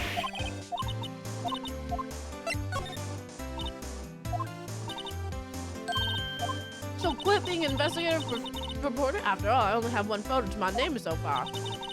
What is it, a good one? You bet. A UFO. Why does he flop it around? A UFO? Anyway, if I can't get a career making photo this time around, then that's it. I'll quit and go back to school. Huh? So you really are a university student? Yeah, well, I'm taking a break for a bit. Right. Wait, why didn't it click? Why didn't I get a little check mark?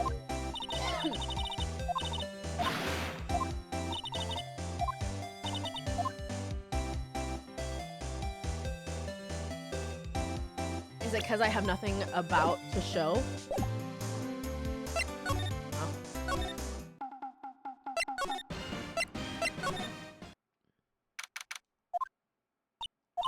It's always so quiet here. I wonder if the boat shop is closed for good?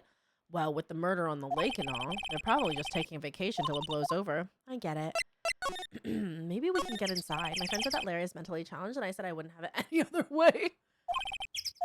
And they're probably closed. This is the thick woods. Boats. That's it, huh? Who else would know anything about Gordy?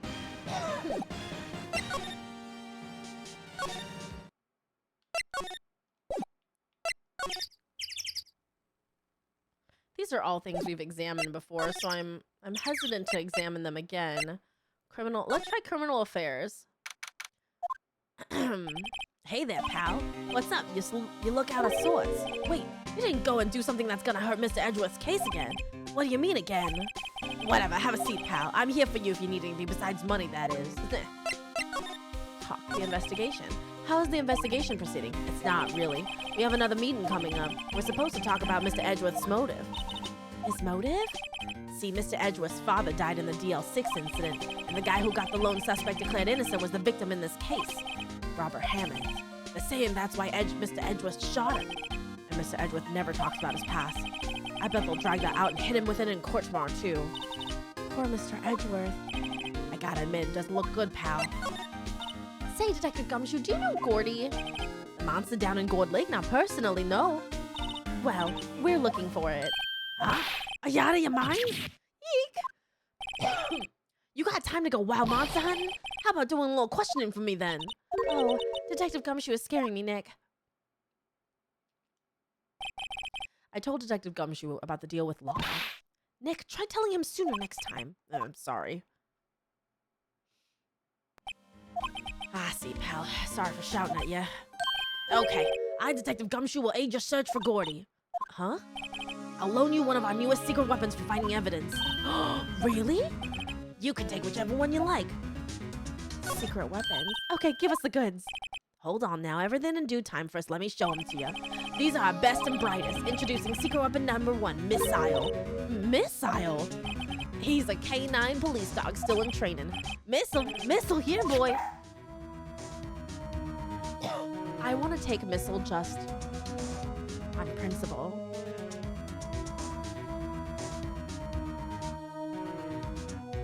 He's a little Shiba Inu. That's maybe the worst crime dog ever.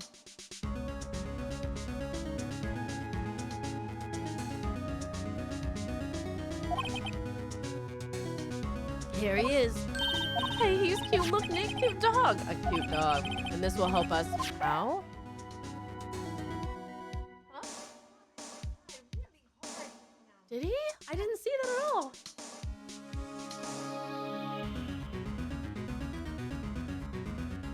I didn't see that at all. It might be Merlin getting up. When he flops, he hits hard. Hold on. Sorry, guys. I gotta review the footage of the bunnies. I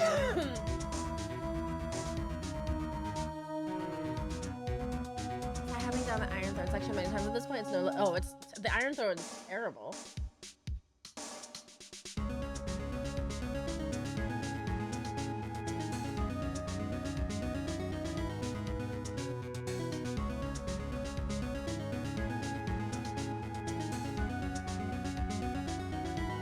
Doesn't seem like it.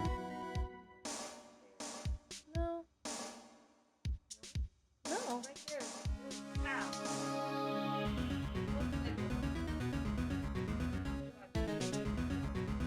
Secret weapons and he just gives you a burst fire mist battle rifle. If you shoot the oh no.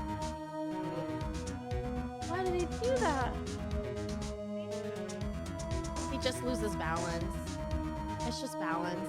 It's nothing we can do, babe. I have to go back to stream. Yeah, but live? Okay. Poor Bobby. All right. Woof.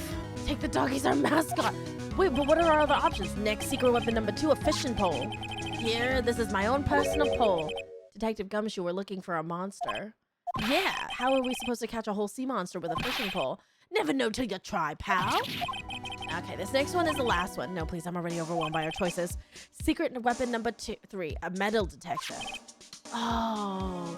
Okay, I want to take the dog because it's a dog, but I feel like the metal detector will be a lot better.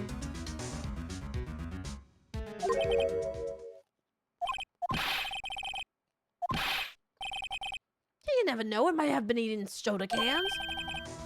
Well, which will it be? I can't make up my mind, Nick. They all seem so perfect. I can't make up my mind either, for the totally opposite reason.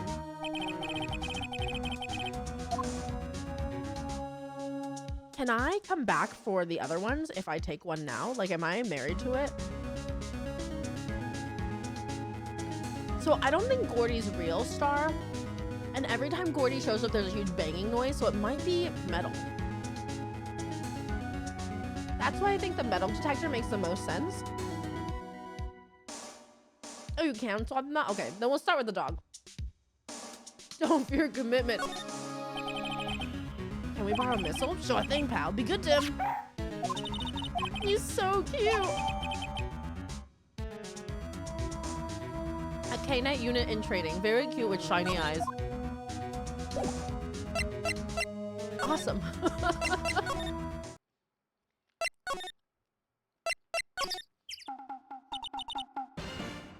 Hey, Nick.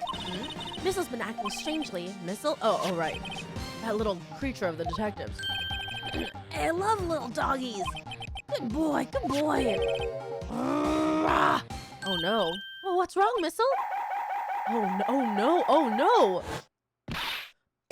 Oh, no. Missile. Oh, no, no, no, no, no. Oh, stop that thing. Cannibals eating my samurai dogs. Oh. Oh. My samurai dogs. Wow, he ate every single one. I'm sorry, Larry. Amy just killed Larry. Sorry, don't pay my bills, Nick. It's going to have to this time. Whoopsies. Sorry about it. Can I present the dog to the lake? Hey, Lotta. Oh, cute. Yours? He's a canine police dog. His name's Missile. Huh. Canines are the one they use to sniff for things, right? I reckon. Canines are the ones they use for sniffing things, right? I wonder what Gordy smells like. I hadn't thought about that. Oh, is it not working?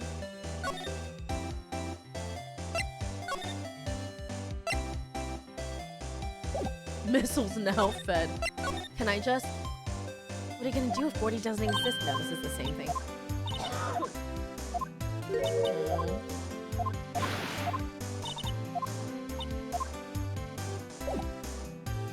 Maybe we have to move to the other part of the lake. Can I present the dog again? Hey, Larry, look, it's Missile. Isn't he cute? Keep that mud away from me. What am I gonna do? Tell the big boss. There's a big boss in charge of our hot dog stand? Nick, maybe the stand is a front for a mafia money laundering scheme. Maya, I think you should probably try to look a little sorry about what happened. Oh, right. My poor dogs. Well, so far Missile is not helping.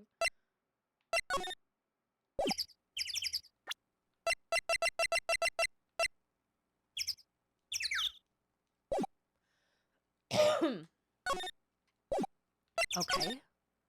Missile is useless.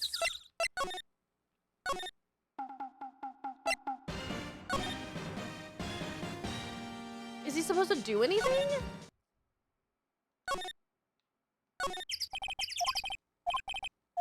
Well,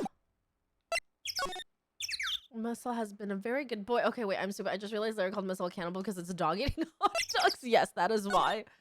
He is a cannibal. Can I examine anything? No. Wright and Co. law offices? Ah, fresh air. I gotta say, freedom feels great.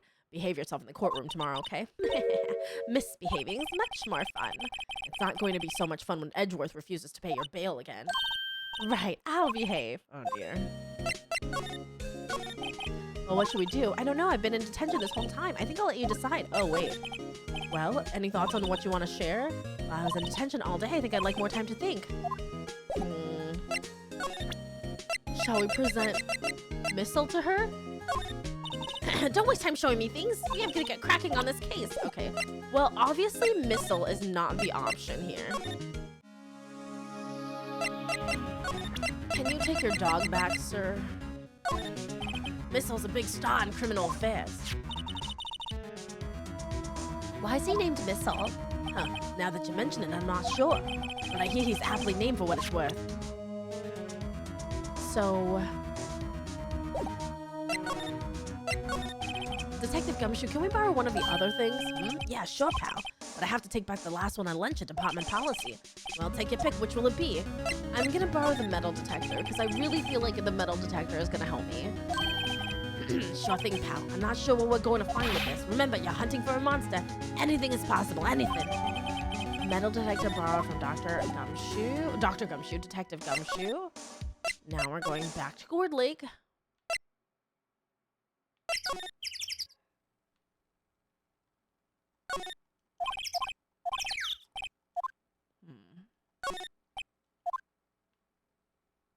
There's really nothing to click out here.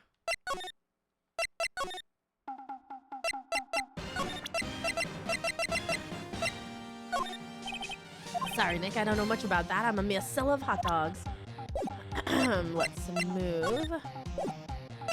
Let's move to the boat rental shop. Oh. Nick, it's beeping. The metal detector's found something. Sure is loud enough about it. Whatever it is, it must be in those bushes. Go check it out, Maya. Why do I have to check it out?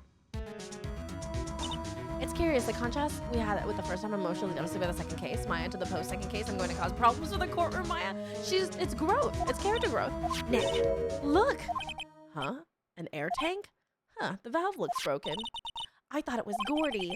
Maya, first of all, why would Gordy be in the bushes? And second of all, why would a metal detector react to a sea monster? Oh, huh? There's something wrapped around this air tank. It looks like a string of flags. Well, we might as well take it with us now that we've found it. It's heavy. Air tank of dubious value retrieved. Wait a second. Is this related to Larry and why he feels really weird about the... Hold on a second, guys. Can I cross-examine Larry right now? What? An air tank? What? An air tank? What about it? Larry, I wanted to ask you about this tank. Have you seen it before? Me? No, never. Who the heck would go diving in the middle of the winter? There's something about the way his eye twitched when I showed him the tank. I think I'd better pursue this line of questioning a little further. What? An air tank? What about it? Larry, I wanted to ask you, is it yours? Say, is this air tank yours? Well, why would I have a thing like that? Look, see how there's a string of flags around the tank valve? It's just like the string of flags around your steel samurai there. Must be a coincidence. There's a string of flags everywhere these days, like elementary schools and used car dealerships. Look, why would I need a tank anyway? To go diving? You used this to go diving in the lake, didn't you? What? Why the heck would I go diving in the lake? Wait, you're not saying I had something to do with that murder? No, not at all. Just, hey, you watch it, buddy. I'm not saying anything until my lawyer gets here. Larry, Nick is your lawyer. Well, Larry, she's right. Anyway, I've never seen that air tank, okay? Yeah, right. Larry is hiding something, I can tell. What about it? Hold on. Is it yours? Why would I have a thing like that? Look, see how there's a string of flags? It's the other direction. He was using it to inflate the thingy, to inflate something. You used this to inflate that, didn't you? Inflate what? What else? That big puffy steel samurai. Now why would you go asking me a question like that? Looks like I hit the nail on the head. Right. Actually, see, the compressor I always use was on the fritz, so I tried using the tank to inflate it just once, and it didn't go so well, as I suspected. Ask more about the tank. It didn't go so well? Yeah. Do you think you could be a little bit more specific? Come on, look, it's embarrassing, so I really don't want to talk about it. Tell us.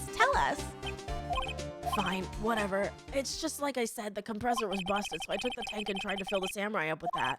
And then, blam! This is where Gordy came from. The valve busted open and made this incredible noise. And that tank there took off like a rocket and took my poor deflated steel samurai with it. What? Off into Gourd Lake? It sure scared me out of my gourd, that's for sure.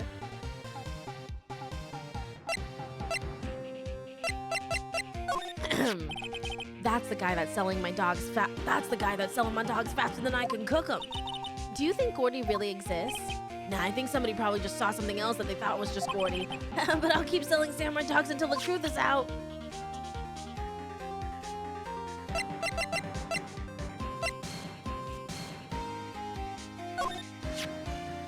See, I tried to use this tank to fill the samurai. I was attaching the tank when it happened. Blam! And what day was that, Larry?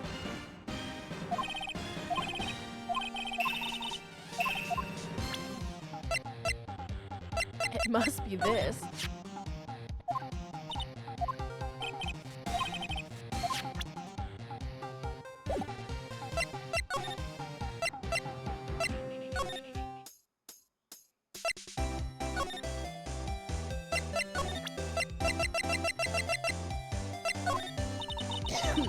Yes, I have to say I know exactly squat about that. Hold on. Talk, Gordy. What are you going to do if Gordy doesn't exist? I'll quit being an investigative photographer. What? After all, I only have one photo to my name so far. Was it a good one? You bet, a UFO. UFO? I miss butts for a reason. Anyway, if I can't get a career making photo this time around, then that's it. I'll quit and go back to school. So you really are a university student? Wait, but how do I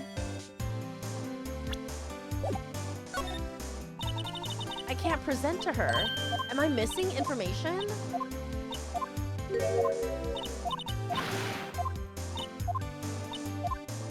Wait, I'm missing information.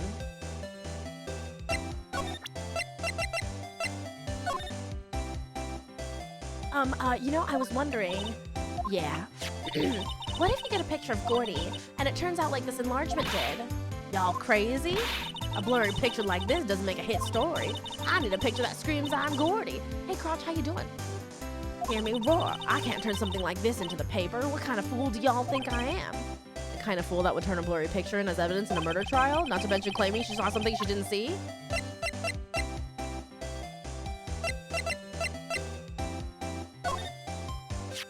Hey, Lotta, look at this. It's a metal detector. I know what it is. I'm not sure that's going to pick up Gordy, though. Unless he's been eating people's watches or spare change or something. Oh, I hadn't thought about that. If I have to say I know squat about this. Damn. How do I show her? Because I know what did this. I'm gonna need the fishing pole, aren't I? Oh, here. So the tank and the steel samurai you were trying to fill up flew away. What happened next? Well, all that happened on the 20th or so. 20th, a week ago. Now, as far as I could see, the tank went flying out into the lake, so I went out every night on a boat looking for it. I mean, Kianza gave me that steel samurai after all. And when did you find it? Just the night before last. It flew way out there. It took me four whole days to find it. The night before last was the night of the murder. Sorry for not telling you, Nick. Actually, I was here on the night of the murder. But you see, I went home before midnight. So you didn't know about what happened? No. That's too bad. It's not all bad. We've solved one mystery at least. Mystery? Maybe we should go tell her. He was here on the night of the murder? Isn't that a big deal? Are we just gonna brush over that, you guys? Are we not gonna say anything to her?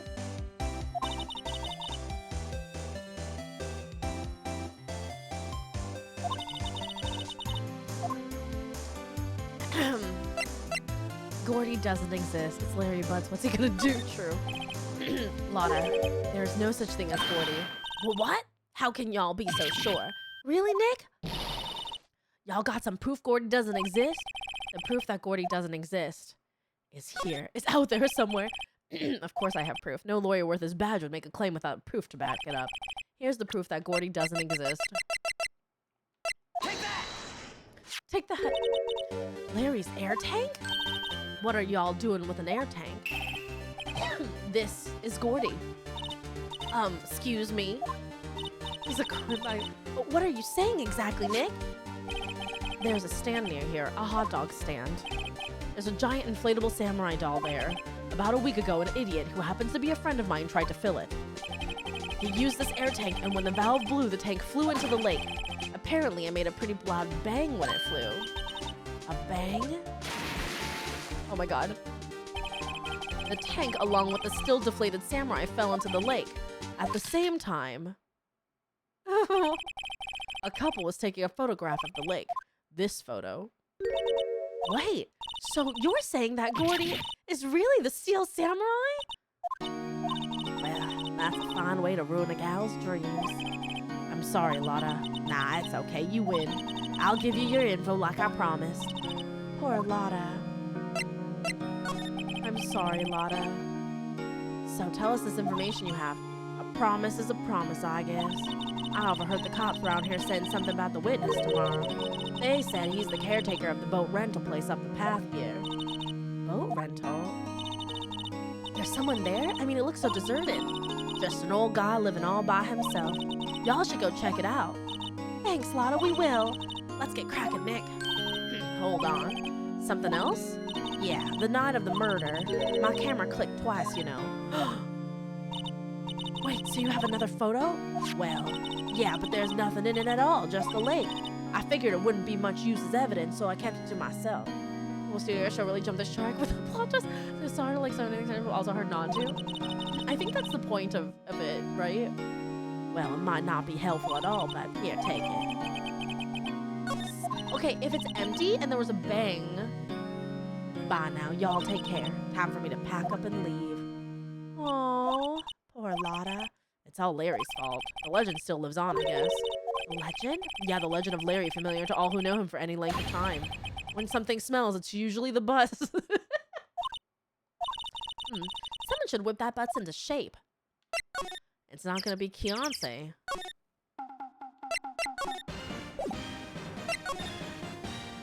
Oh, Larry. Hey, Nick, this is the boat shop that Lotta was talking about. You're right. Doesn't seem to be anyone around at all. Well, let's go check it out anyway.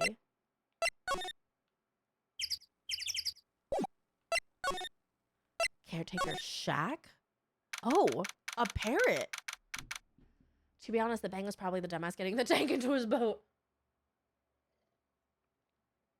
That one was the second photo, so it has to come after the murder. Also, please look at Kuja. Beans. December 26th, caretaker shack. This looks so cozy. Oh my god. Meg, is that... Meg, is that you? Eek! Hey, is that Keith with you? Where have you two been? I've been worried sick. Nick, you handle this. I think I'll leave this one up to you, Maya. Meg. Yes? Finally made up your mind, have you? My mind? You'll run the pasta shop when I'm gone? Pasta? Glad to hear it, glad to hear it. You make your old man proud. When you kids left the house, I didn't know what to think. How am I supposed to keep this place running, an old man like me? Polly, the kids are home. I know. What? Nick, what was that? Is this the witness? The witness has no memory? A parrot, the one on that perch. Keith, yes? I leave the wet noodle in your capable hands, Sonny. Nick, what's the wet noodle? Based on the available evidence, I'd say it's the name of his pasta shop. That's a relief, isn't it, Polly? Hello, squawk. Yep.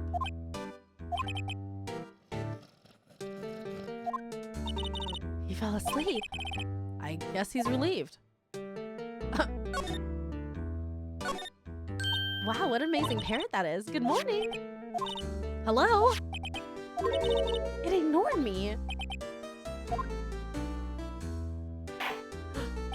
What? You forgot, Meg? You gotta call her name first. Her name? Polly, how you been? Hello, squawk. See? Neat. So the parrot's name is Polly. The erstwhile companion of the boat shop caretaker answers to the name Polly. Too bad all she can say is hello. Old Polly can say lots of things. You just need to know the secret words. The secret words? The gavel sound effect. Polly, what's your name? Polly. Squawk. Cute. Maya's found a new friend. I want to know her secret words. Looks like a kitchen unit. It looks pretty clean. Funny, he doesn't look like the type who'd keep things tidy like that. I the parrot for a court record. This is gonna be important later. I'm forgetting, Nick. He's running a pasta shop here. Of course, he's running a pasta shop here. Polly's the murder weapon. Maybe she's the bang noise. Oh my god, what if she's the bang noise? And she learned the bang noise from the Larry Butts moment. And she really liked that noise, so she started making the bang noise whenever, like, she wanted to. And that's what set off the camera? Parrots are really loud. Look, Nick, he has an electric blanket on his table. It looks warm. That's a great idea. We should do that at the office. We can sit down with our clients, snug and warm, and drink hot cocoa. And what, talk about murders? Oh, you're a party pooper, Nick. Wow, there are lots of various fish in Gourd Lake, aren't there? Something's funny, Nick. All these fish are saltwater fish. Oh. Look, a little safe. It's locked. Is she checking it? Wow, he has a television in here, too. This fishing pole looks expensive. Polly flew at supersonic speeds right into him, his chest piercing him like a bullet. Well, we examine everything. I guess we should talk to him. The pasta restaurant. Oh, a pasta shop? Yeah. To think the wet noodle will live on when I'm gone. My father started it, you know, so that makes you to the 3rd generation. Meg. Yes. Tomorrow we'll start with the secrets of dough tossing. Dough tossing? You too, Keith. Yes? You'll be the best pasta wrangler the West has ever seen. Pasta wrangler? The West? Isn't pasta from Italy? Meg. Yes. You know the best pasta's always been made west of the Rockies, don't you? Right, of course. Everybody knows that. Nick? Huh? How long do we have to keep up this all in the family charade? This old man must know something about the murder. We're not leaving until we find out what that is.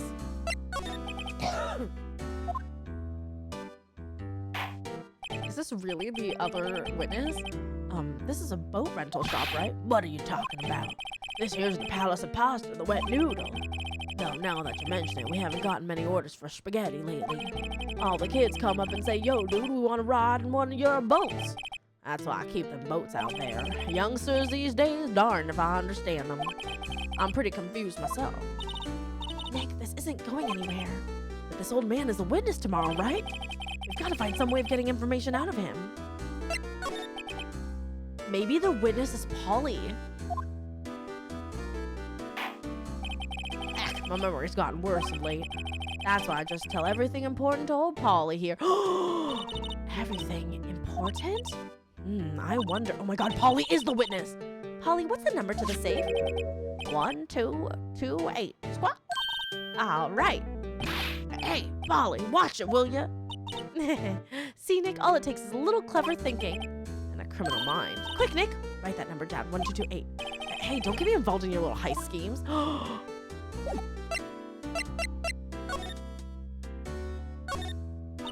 a little safe. It's locked. Wait, can't I? Come on, Amy, that's silly. It is silly. Now listen here, Keith. Remember the tricolor pasta we were talking about? Our rainbow lioli. I figured out the last color we should use. Indigo blue. Indigo blue? That didn't seem to work the way I thought it might. Oh. Wait, can I check this picture?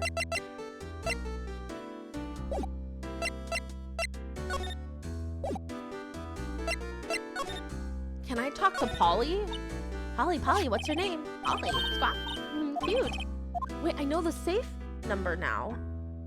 What do I do now? Should I present to him?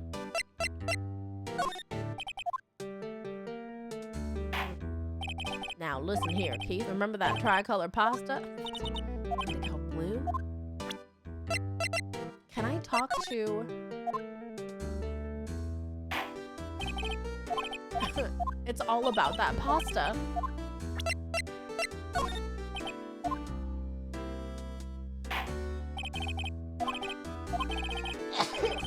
Oh, gosh. I've been so sneezy today. Indigo blue? Thank you. Nothing matters to him.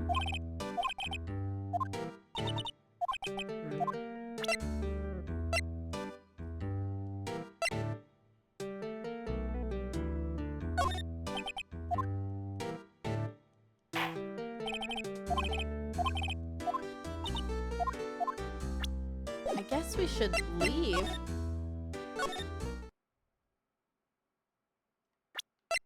Can I check the empty picture? Because maybe it'll... No, I can't look at it. Well, that was useless. I'm gonna go back inside one more time. I feel like I'm missing something here. Don't you feel like there should be something more? I should be able to open this safe. To be quite honest with you, I feel like.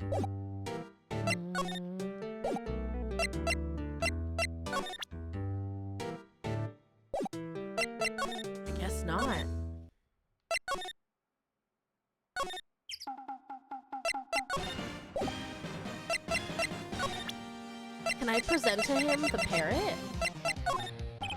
Sorry, Nick, I don't know much about that. I'm a mere seller of hot dogs.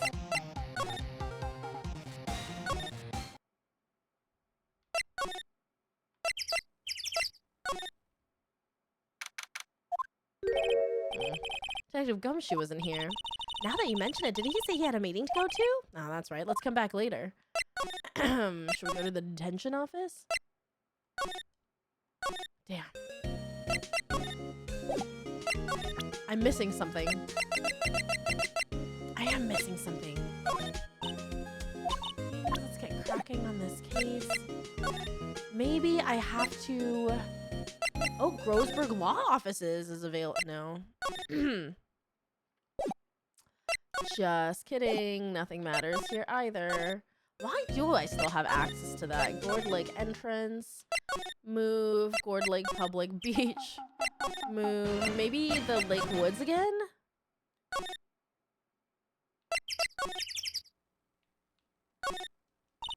Hey, Nick. What, don't tell me you're hungry again. No, I was just wondering, why are camping pots and pans made of aluminum? Oh, wait, we already...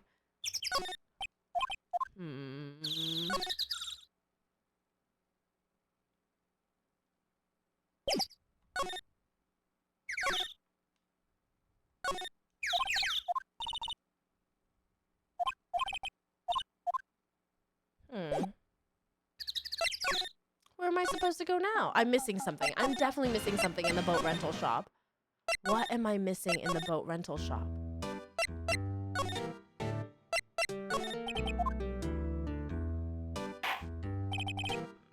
My memory's gotten worse of late. That's why I just tell everything important to old Polly here. Everything important? I wonder. Polly, what's the number on the safe? 1228. Squawk. All right. Hey, Polly, watch it, will ya? Marriage. See, Nick? All it takes is a little clever thinking and a criminal mind.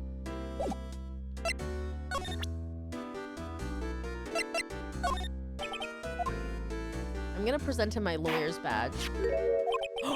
That a lawyer's badge? It worked! Oh my god, my most useless item. Yes, it is. I don't believe it. This old guy is the first person to recognize my badge. I get it. Huh? Yep, I got you figured out now. You're not Keith! Oh, figured it out.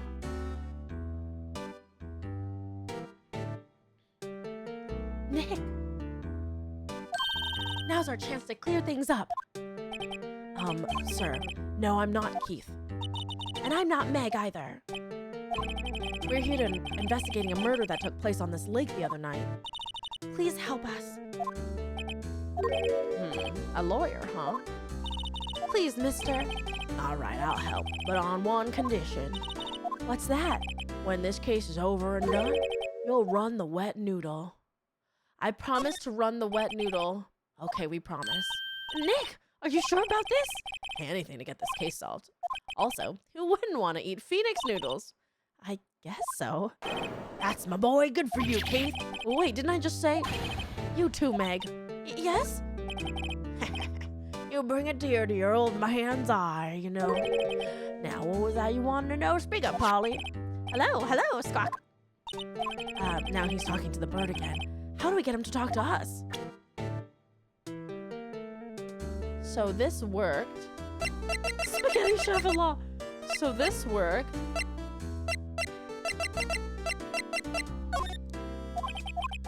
He fell asleep.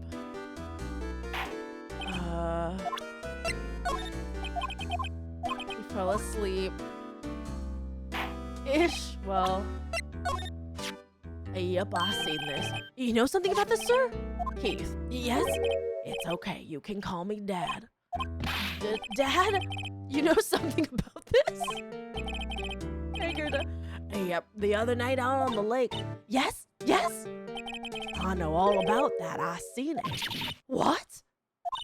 Tell us what you saw. Well, I suppose, since you're taking over the shop and all. Tell us. He fell asleep. Oh my god, I'm just moving through. In a tournament? How do you do this as a tournament? You know about Gordy? Nope. Okay.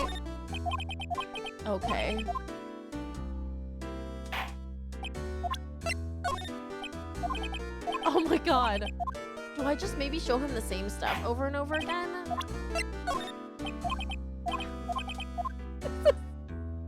I'm just going down the line. Okay, no.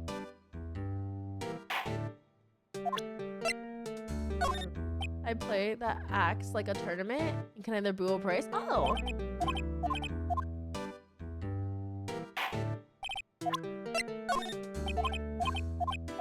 None of this is working.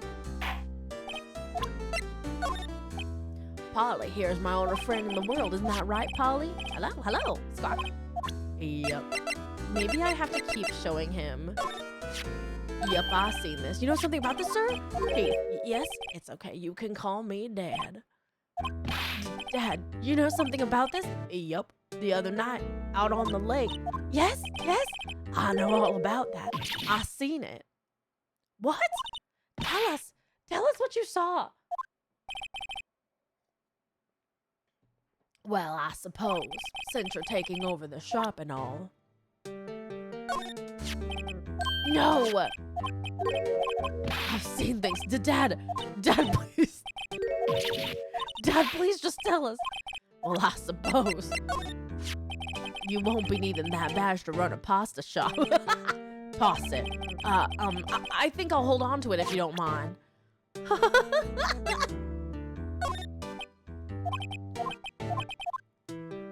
You don't need that to run a pasta shop.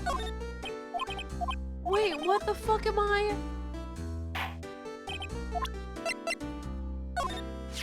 You won't even be needing that to run a pasta shop. You're right, I won't, I guess. There's another menu option for getting people to talk, right? There is? Oh shit, you're right. Oh shit, you're right. Thank you, Lucas. I forget the time, but it was pretty dark outside. Probably night, yup. It was after midnight, but okay. And then I heard this bang, so I looked outside. And I heard another one, bang.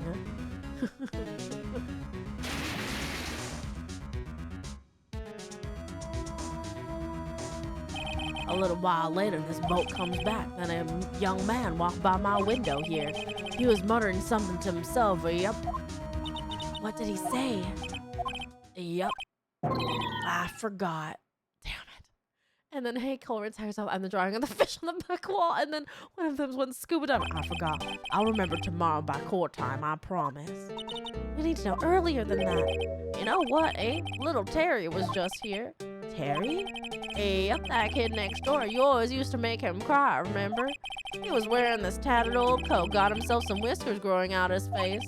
He must be talking about Detective Gumshoe. He comes up and tells me to come down to court tomorrow. Really? Somehow, I don't think we're going to get much useful information from this guy. Maya, maybe we should be leaving. I think you're right. Oh, wait, I had one more question. Huh? Polly, have we forgotten something? Squawk? Don't forget DL6. Huh? What did she just say, Nick?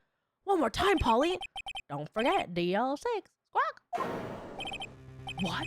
The DL6 incident? The fucking parrot. Hey, mister. I mean, Dad. This is getting weird. Who is this old guy? Why would that bird Polly know about DL6? We have to figure out who that old man is. Oh, what? He locked the door from the other side. Who could that old man be? I think I need to do a little more research on this DL6 incident. Oh my god, the parrot knowing DL6 literally gave me fucking goosebumps. Are you kidding me? Maybe I should ask Detective Gumshoe. Quick. Shut up, Larry. I can't believe the parrot knew it. Also, Corey, it's good to see you. I can't believe the parrot. Hey, pal, long time no see. You don't look so happy. What's wrong this time? My favorite case in the series, by the way. Is it? Actually, we wanted to ask you something. Yeah? The boat. You know the boat rental shop down at Gourd Lake? Oh, yeah. The old man who runs it is appearing as a witness in court tomorrow, right? Huh? How'd you... that was supposed to be top secret. Do you know who that old man is, Detective? Actually, I don't. He's a bit of an odd bird. I haven't been able to get a straight answer out of him. I decided first that he wasn't persuasive enough to stand and testify as a witness. That's why we called Miss Lotta Hart yesterday. Sorry, my accent's all over the place. As for who he is, we have absolutely no idea. Sounds suspicious. Oh no. Detective Gumshoe, please help us. Huh? We need to know about the DL6 incident. That was when Edgeworth's father died. I can't help but think that it has something to do with this current case. To tell the truth, I don't know much about DL6 either. Mr. Edgeworth forbade us from reading the files, so I'm afraid I can't show them to you either, pal. What? However, if you can convince me somehow that the DL6 incident is related to this case, well, I guess I'd consider opening the file up. Can I present to him? Sorry to disappoint you, pal. I'm drawing a blank, damn it. The parrot? What's that, a parrot? The old man at the boat rental shop's parrot. I think you're the killer, right? The parrot knew about that incident. That incident? DL6. What? Polly, have we forgotten something? Squawk? Don't forget, DL6. Squawk? Huh? I'm pretty sure that old man must have taught her that word. Yeah, but how would he know that how would that old man know about the DL6 incident? Wait, what if the old man was connected to DL6? Nick, you think he might be? I getcha. Sounds like you need information on the DL6 incident. Through there is the station's record room. I'll give you special permission to go in and find what you need. All right, way to go, Detective Gumshoe. Okay, Nick, to the records room. I guess it's time we face Edgeworth's past.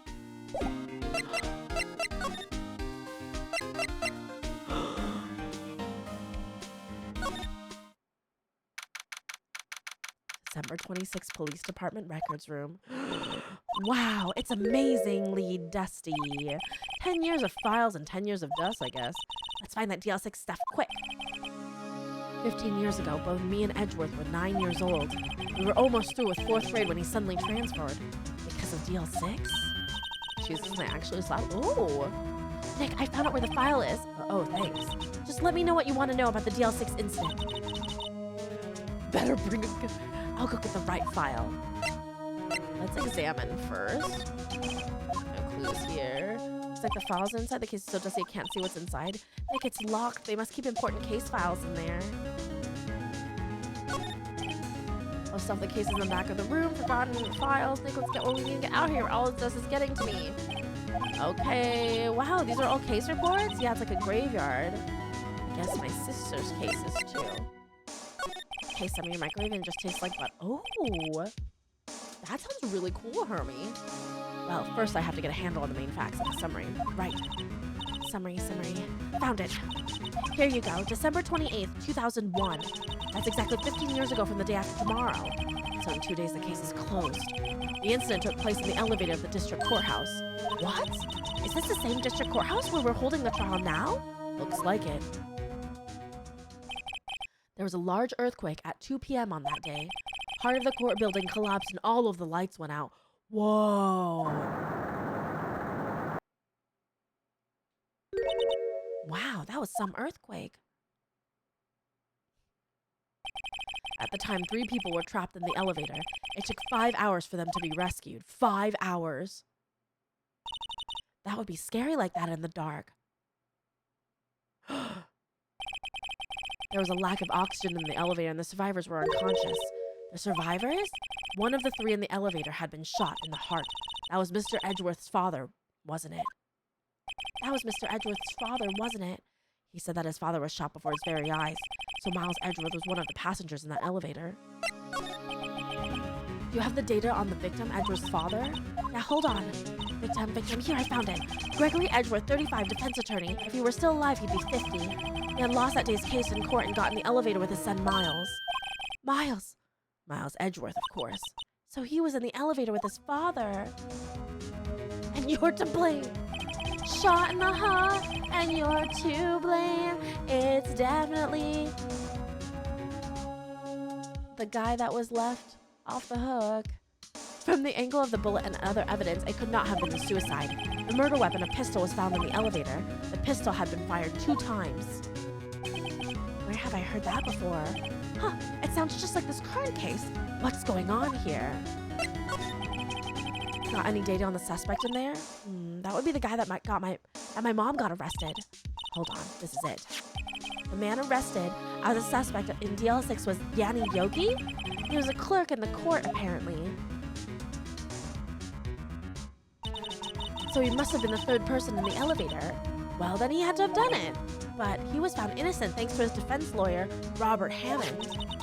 Hammond, the victim in our case, right. The suspect, Mr. Yogi, was oxygen deprived, so much so he had brain damage. He lost all memory of being in the elevator. Whoa. After he was declared innocent, he disappeared. Where could Yogi have gone to, I wonder? He may be closer than we think.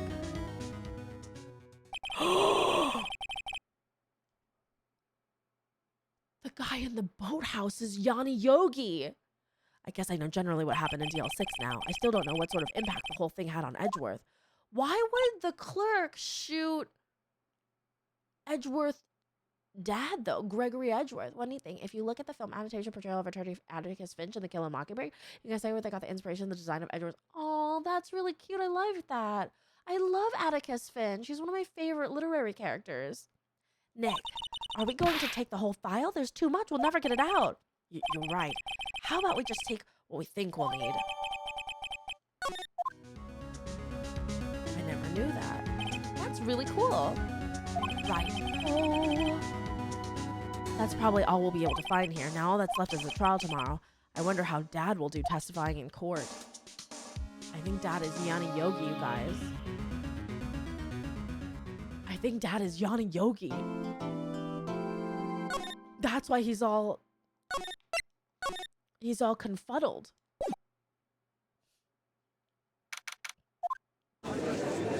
Oh God. Court is now in session for the trial of Mr. Miles Edgeworth. The defense is ready, Your Honor.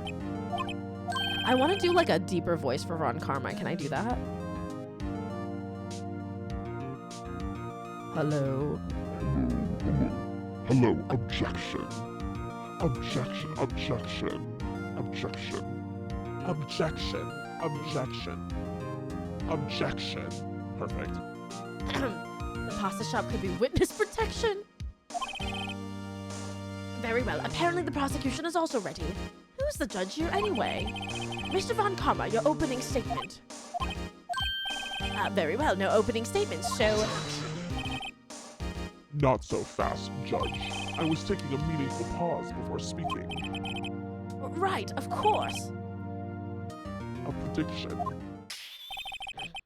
Today's trial will end 3 minutes from now.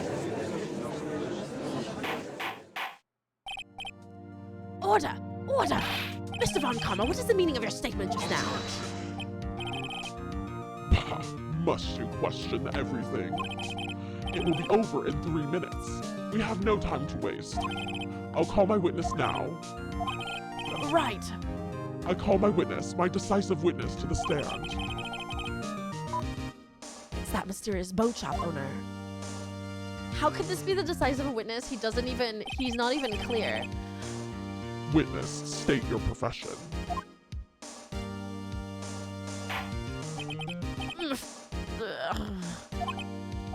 I am the proprietor of the restaurant, The Wet Noodle at Gourd Lake. And I also rent boats. The night of the incident, you were in the boat rental shop, correct? Yep, I was. Please testify. Wait a second. We still haven't heard who this old guy is. Objection! Wait a minute. The witness hasn't stated his name yet. Because I did not ask him, Mr. Wright. Bah. I have predicted this trial will end in 3 minutes. Stop asking trivial questions and cooperate. Yeah, right. Isn't the name important to call to a witness stand? Oh my God.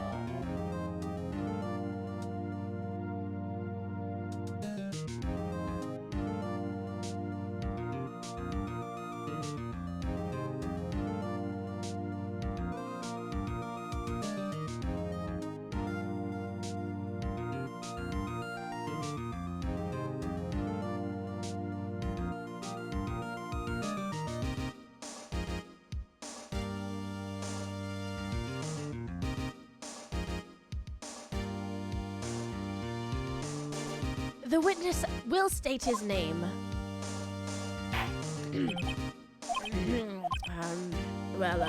I'm not really sure. Yep. What do you mean? My memory. Your Honor.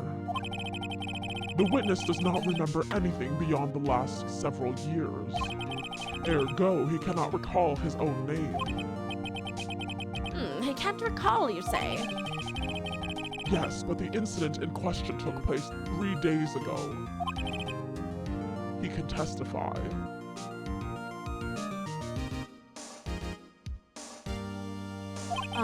Very well. Let's hear this testimony then, shall we, witness? I feel like he can't testify under this condition. It was the night of the 24th, just after midnight, yep. I was in the restaurant where I, rent boats as usual. Then I heard a bang, yep. When I looked out the window, I saw a boat just a-floating on the lake. Then I heard another bang. Just about then, the boat comes back to shore and a man walks by my window. Very well. I'd like to begin the cross-examination. There is nothing to question in my witness's testimony. Ergo, no need for cross-examination. Besides, there are only 10 seconds left before our 3 minutes are up.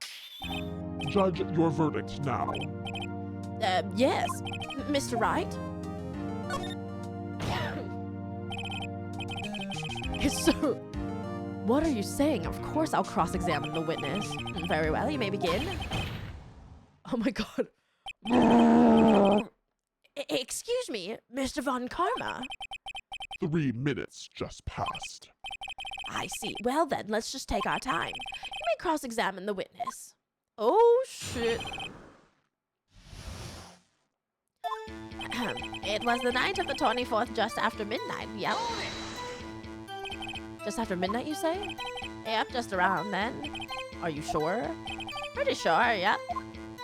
When I talked to you yesterday, you were rather vague about the time. I'm surprised you seem so sure about it today. I asked him and he remembered. I asked him and he remembered. Isn't that right? Don't glare at me like that. I remembered it clearly, I did. You see? Continue. I was in the restaurant where I rent boats as usual. Is there anyone who can verify that? Well, I guess Polly could. That's not good enough for a court of law. Mr. Wright, what exactly what's not good enough? Your Honor, this Polly is a parrot. A parrot? Don't be hard on the girl, Keithy boy. Keith? The prosecution concedes that we cannot prove the witness was in the shop. Witness, please continue. Then I heard a bang. Yep. And where did the bang seem to come from? From the lake, I figure. Are you certain? Yep. Good. Continue. When I looked out the window, I saw a boat just a-floating on the lake. Was there someone in the boat? It was pretty far out there. I couldn't see clearly. But I figured there was 2 men out there, yeah? But you couldn't see them clearly. Hey, at the time, that is. At the time? Then I heard another bang. So you heard 2 gunshots total. Hey, That's what Lana said in her testimony yesterday. Just about then, the boat comes back to shore and a man walks by my window. By your window? Yeah, by my window, right outside the window of my little shack. And could you see the man's face? Well, the fog was pretty darn thick, but he was right there in front of me. I saw him. This is a rather important detail. Please add it to your testimony. Tisk, tisk, tisk. I have a bad feeling about this. That man was the defendant. He was saying, I can't believe he's dead. If I know Von Karma, he spent time preparing his witness. I'm not going to find contradiction very easily in this testimony. Phew, it's tough being a lawyer. It was the night of the 24th, just after midnight, yeah?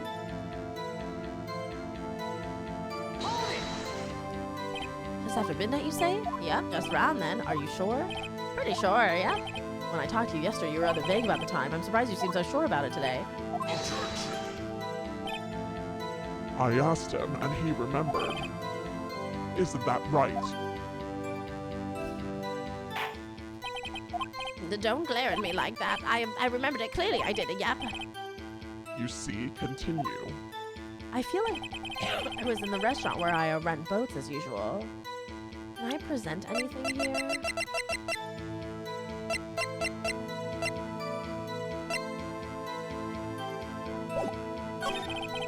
Then I heard a bang, yep. When I looked out the window, I saw a boat just afloating on the lake. Then I heard another bang. Just about then, the boat comes back to shore and a man walks by my window. That man was the defendant. He was saying, I can't believe he's dead. A man walked by my window. Heard another bang. Would I present?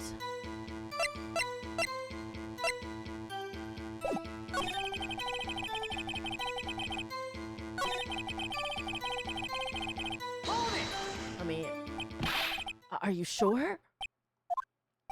Uh-oh. Dad. Dead certain, Keith. He said, I can't believe he's dead as he was walking by, too. Witness, are you sure that the person you saw was Miles Edgeworth? It was him, that Edgeworth boy. Did he just die? This sounds like decisive evidence indeed. I see no room for doubt. What karma? He lured me into cross-examining so he could set me up for the fall. Tisk, tisk, tisk. Nick, I don't like the way things are going here. Everyone in the courtroom is glaring at us. I better act quick, or this trial is going to be over. Raise an objection. Hold on, let me save, guys. Is I'm a chicken? It has to be an objection. Is the sound of his bubble topping? They use the gavel noise after all. Raise an objection. His nose bubble. Your Honor, we proved in yesterday's trial that it could not have been Edgeworth who fired that gun. Mr. Wright, are you referring to the fingerprint from Edgeworth's right hand found on the gun? And the photograph showing a man firing with his left hand? Exactly. That is easily explainable. He could have wiped his prints after he fired. You are ignoring the truth of the matter here. Everything in this witness's testimony is true. The judge is lost in thought. What should I do? Raise an objection. Your Honor, this witness claims that Edgeworth said, I can't believe he's dead, but his word is all we have. If he were telling a lie... Mr. Wright, in a court of law, the evidence tells all. Apparently, I've yet to realize even this basic fact. If you say his testimony is a lie, show us proof. Nick, do we have evidence? It's no good, there's nothing I can do. Are you sure? To be honest, I don't know what to do anymore. Please, can you hear me, sis, please? We need your help. Nick needs you. Tisk, tisk, tisk. 3 minutes was perhaps too high an expectation. However, 15 minutes isn't bad. This must be a new record. Enough. The witness may leave the stand. I think I'm winning. This court sees no reason to further prolong the trial, nor is there any need for any time to decide the case against the defendant. This case is extremely clear. I see no room for misinterpretation of the facts. What? No! This court finds the defendant, Mr. Miles Edgeworth. No! The accused will surrender to the court immediately, to be held pending trial at a higher court within a month from today's date. That is all. This court is adjourned. Oh, wait.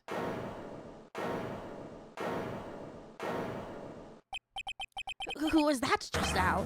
Me. Huh? What? Larry! Well, Larry, what are you doing here? Listen, you gotta listen to me. I was there in the park the night of the murder. I wasn't sure about it until just yesterday, but today I remembered it. Remembered what? The gunshot. I heard it too. Oh my fucking god, Larry Butts. To the rescue. Order! What is the meaning of this? The verdict has been decided. I call for adjournment. One moment, Mr. Von Karma. So you say you heard a gunshot? Yeah, I did, a gunshot that night. I was sitting here in the audience listening to the testimony, then I realized something he said was different from what I remember. Anyhow, I just can't sit here and let you all call Edgy a murderer. It's just not right. I'll testify. Let me testify. Order! Order! Well, this is the first time something has happened like this in my court. I'm not quite sure how to proceed. Judge, you already given your decision. The trial is over. Nick! This is it. Larry's given us one final chance at this. She's right. If only it wasn't Larry. He could make things even worse. Mr. Edgeworth was just declared guilty, Nick. It doesn't get any worse. You're right. Okay. Oh my God. Your Honor, if there is another witness, it is our duty to hear him speak. Right here, right now. A waste of time. The verdict cannot be overturned. Allow me to speak my opinion. In all court proceedings, it is our duty to prevent an inaccurate verdict. In order to make sure no mistake has been made, every witness should be heard. What is this? I withdraw my previous verdict of guilty. Bum, bum, bum. Mr. Von Karma, I order you to call this new witness to testify. Now. He turned the now on Von Karma. What? What? The court will adjourn for 5-minute recess. After that, we will hear this new witness. Oh my God, Larry's face. Court is adjourned. Oh my God. I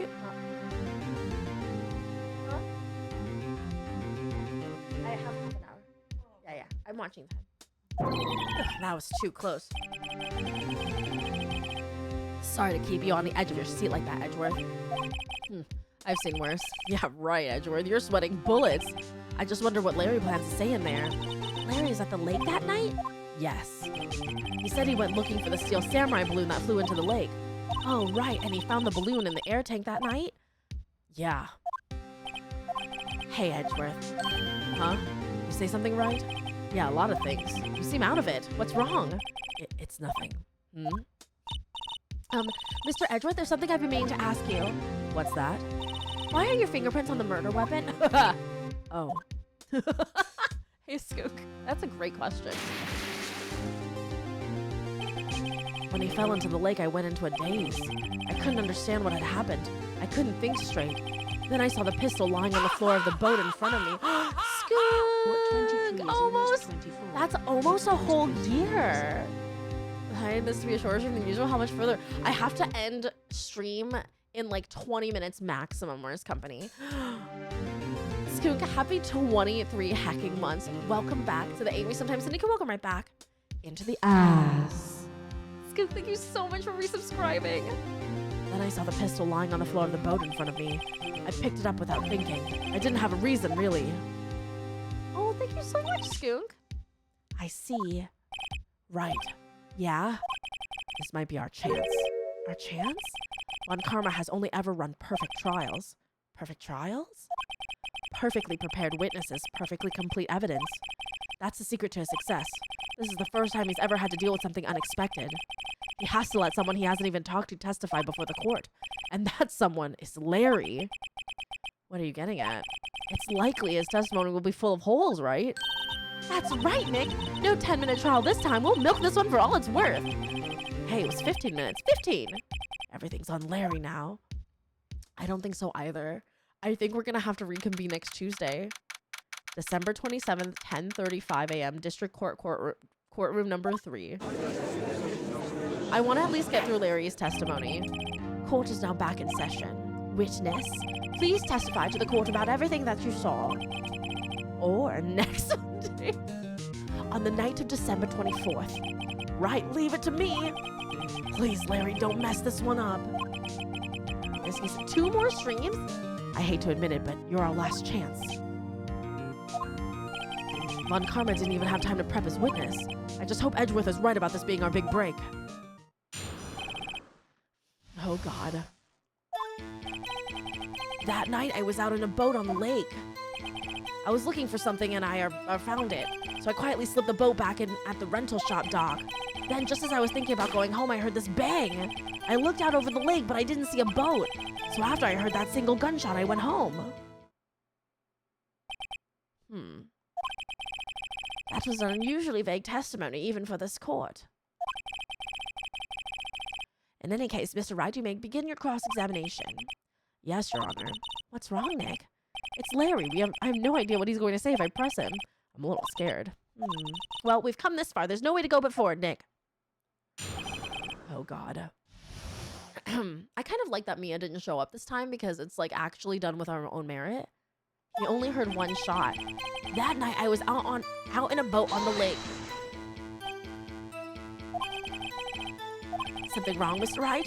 There are so many things wrong, I don't know where to begin with. Well, okay, first of all, what time was it? Oh, it was after 11, when I went out in the boat. By that time, everyone had gone home for the night, so I waited until the coast was clear, so to speak. And why were you out on a boat at such a late hour? I was looking for something and I found it. Looking for something? Yeah. Mr. Butts, what is it that you were looking for?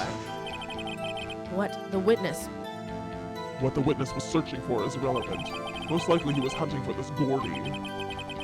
That's surprisingly close to the truth in a sense. This is all irrelevant. Let's get it over with. So I quietly slipped the boat back in the rental shop dock. Around what time was that? Well, let's see. I figured I was out searching for about an hour. I guess it was around 12, yeah. You're not sure? Hey, don't give me that face. I'm not some sort of human sundial, okay? People use watches these days, Larry. Then, just as I was thinking about going home, I heard this bang. I looked out over the lake, but I didn't see a boat. So after I heard that single gunshot, I went home. Well, Nick? Oh, shit, I forgot to press the rest of his stuff. And just as I was thinking about going home, I heard this bang. Where did the sound come from? Yeah, well, I wasn't too sure about that. I looked around, you know. Did you look at the lake? Yeah, I looked. I looked out over the lake, but didn't see a boat. Wasn't there a boat on the lake? Order. Well, Mr. Butts? Whoa, everybody just calm down, okay? I mean, it was real foggy that night. I'm not sure whether there was a boat out there or not. Oh, no. Okay, no problem. That's just the most important part of this case. So after I heard that single gunshot, I went home. So you only heard one bang, correct? Yeah. Well, Nick? It was pretty wishy-washy testimony, wasn't it? I guess I should just start working on the contradictions. Sorry, I wish I could be more helpful. I wish I could call my sister. That night, I was out on a boat on the lake. I was looking for something and I found it. So I quietly slipped the boat back in the rental ship dock. How many boats would there be?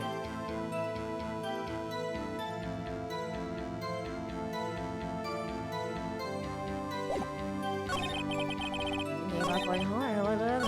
So after I heard that single gunshot, I went home. Why is he sweating when he says that? Wait a sec, Larry. What? You only heard one bang, you're sure? That's what I said. But Miss Lotta Hart testified yesterday that she heard two bangs. And the old man just now said the same thing. They both heard two gunshots that night. Huh?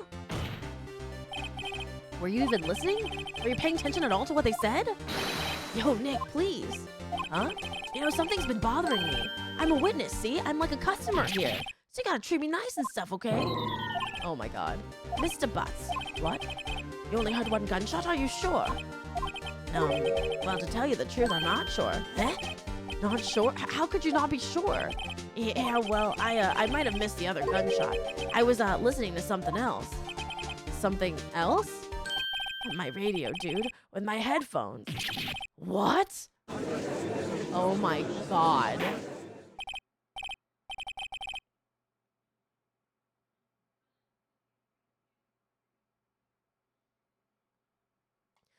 Order, and stop that booing. Mr. Butts, you were listening to the radio with your headphones? Yeah, so what? That a crime? I listen to my radio. Everyone listens to the radio. What's the big deal? Mr. Von Karma, your opinion? Waste of time. I do not accept this witness nor his shoddy testimony. Well, Mr. Wright, should we continue this testimony? Continue? He's my only hope, Your Honor. Please allow the witness to continue his testimony. Ah, nothing is more pitiful than a lawyer who doesn't know when he's lost. Very well, Mr. Butts. Please give your testimony and be sure to include the details like a radio. Right, leave it to me. I wouldn't if there were any other way out of this, believe me.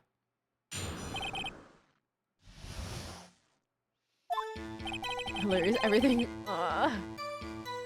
It's lonely being alone on Christmas Eve. That's why I was listening to an all-request show on the radio, see? I was listening to it real booming loud like, but I'm sure I heard that gunshot. I remember exactly what the DJ was saying when I heard it, too.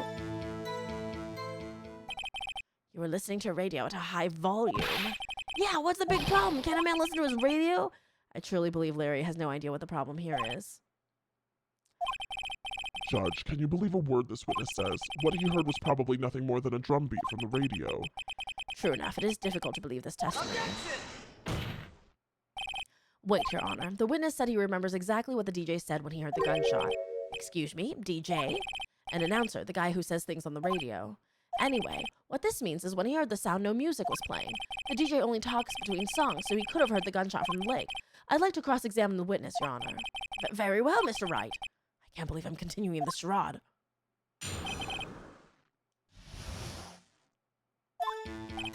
It's lonely being alone on Christmas Eve.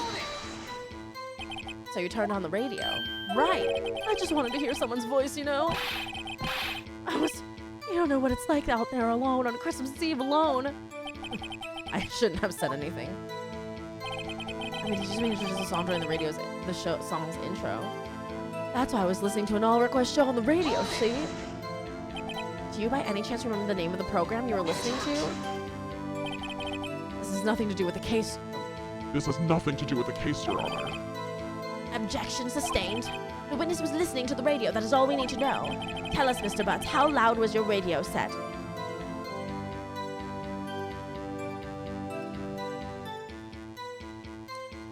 To that night.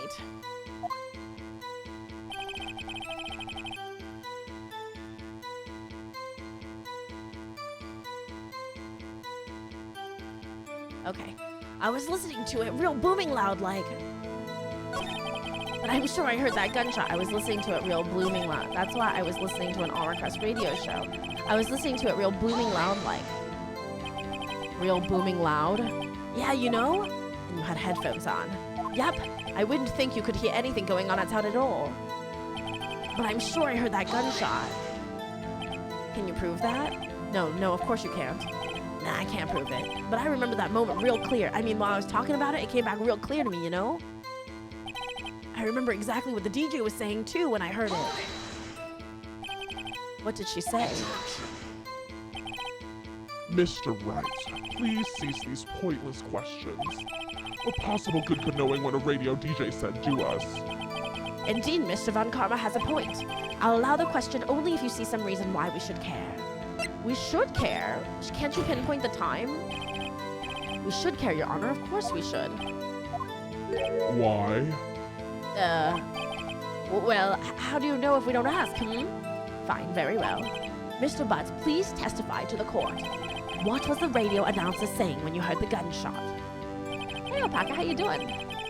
Just when she said just a little bit of good news, you guys, I don't have to start my rehearsal until midnight, so I have an extra 40 minutes. How is Old Man Bob? He's doing okay.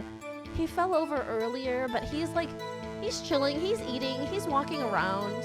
I'm not sure why he fell over earlier. There was no reason for him to.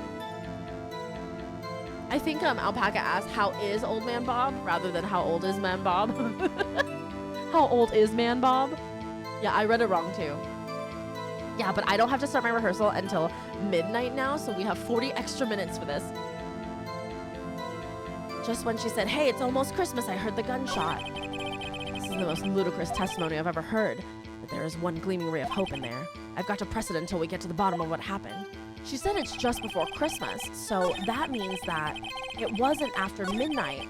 So he heard one gunshot, and then the other two heard the later two gunshots.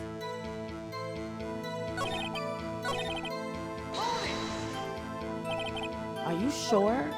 Of course I am. She had this real sexy voice. Maybe Von Karma was right. I'm not sure how this helped us at all. This is the most ludicrous testimony I've ever heard. But there's one gleaming ray of hope in there. I've got to press it until we get to the bottom of what happened. I was listening to it real good and loud, but I'm sure I heard that gunshot. Exactly what I was saying too, just when she heard the gunshot. Wait a second.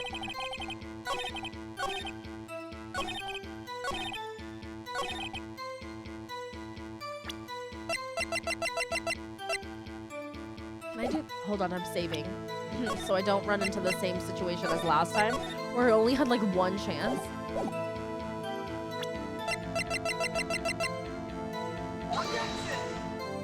This isn't it. Your Honor, that statement contradicts this evidence. Oh no, it does not. I know, look at him. He's been so sleepy today. Oops, that didn't go so well. Damn it.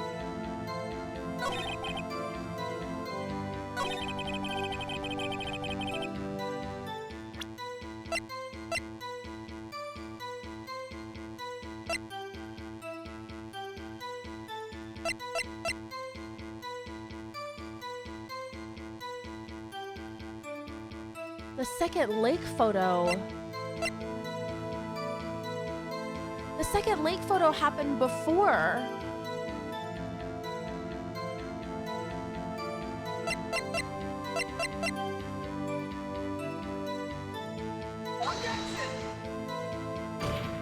No, this isn't it. God damn it. Welcome back, Sarah. Kuja's very violent to that goose for whatever reason. What is the gleaming ray of hope? Alone, that's why I was listening to All Request Radio Show. I was listening to it real booming loud. I'm sure I heard that gunshot. Exactly what the DJ was saying too, just when I said I heard the gunshot. Then that would be this one, wouldn't it?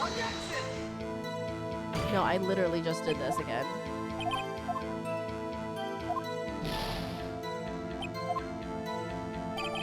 Okay, hold on. I'm gonna reload.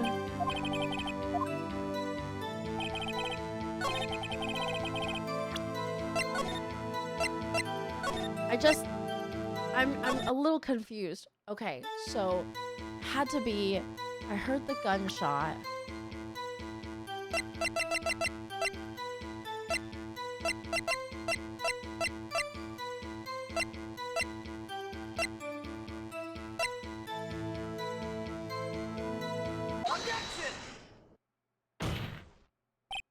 Larry, are you absolutely sure what you're saying is correct?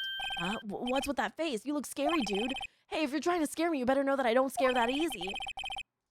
Is something the matter, Mr. Wright? Your Honor. Did you hear what the witness just said? The DJ said, hey, it's almost Christmas when he heard the gunshot. Indeed, and almost Christmas means it wasn't Christmas. Do you realize what this means? When he heard the gunshot, it was still Christmas Eve. Almost Christmas means it wasn't Christmas. That would seem to be the case, yes? But that contradicts the two testimonies we have heard so far, Your Honor. Both Miss Hart and the old man said it was after midnight when they heard the shots. Almost Christmas means it wasn't Christmas. In other words, when they heard the gunshots, it was already Christmas. This is a clear contradiction, Your Honor. Why didn't they hear the first gunshots? Order! Order! What does this mean? The two prior witnesses heard gunshots after midnight. However, this witness says he heard a gunshot before midnight. Judge, the answer is simple. The current witness is plainly mistaken. Just look at him, suspicious. Just look at him, suspicious. What? Well, Mr. Wright, what do you think about Mr. Butts' claim? He heard the gunshot before midnight. Larry's right. Larry's not mistaken, Your Honor. He heard that gunshot before midnight. Intriguing. Intriguing. I'm assuming you have evidence for this wild claim. Show me evidence there was a gunshot before midnight. Bam, bitch! Look at this photograph. This was taken by our witness yesterday, Miss Lotta Hart, with her automatic camera. The timestamp on the photo reads December 24th, 11:50 p.m. Oh? But there's nothing in the lake on this picture. On the lake in this picture. Your Honor, the real issue here is not why nothing is shown in this photograph. It is why this photograph exists at all. What do you mean? Your Honor, this photograph was taken by an automatic camera. That camera was set to go off in response to loud noises. Aha! Correct. There was a loud noise on the lake at 11:50. That is why this photograph was taken. In other words, when Larry heard the gunshot, it was most definitely still Christmas Eve. Indeed, it would seem that is the case. Then where does that leave us? Miss Hart testified that she heard the gunshots after midnight. Are you claiming she was mistaken? Not at all, Your Honor. It is a fact that the camera also triggered at 15 minutes after midnight.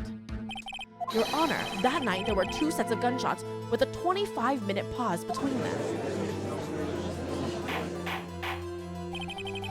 Why would this be? Don't be fooled, Judge. That camera was set to respond to loud noises. Yes? There is no proof that the loud noise at 11:50 was a gunshot. Why, the witness could have sneezed, triggering the camera. Hey, my nose was clear that night, man, clear. Well, Mr. Wright, there's no turning back now. Can you prove that the loud noise at 11:50 was indeed a gunshot? Please show the court evidence if you have any.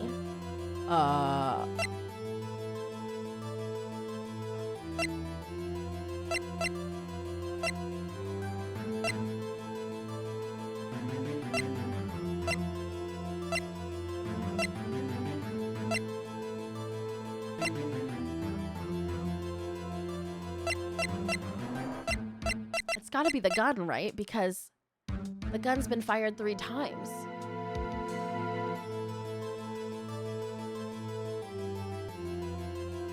Can't wait until we unearth some of the other memes from these games.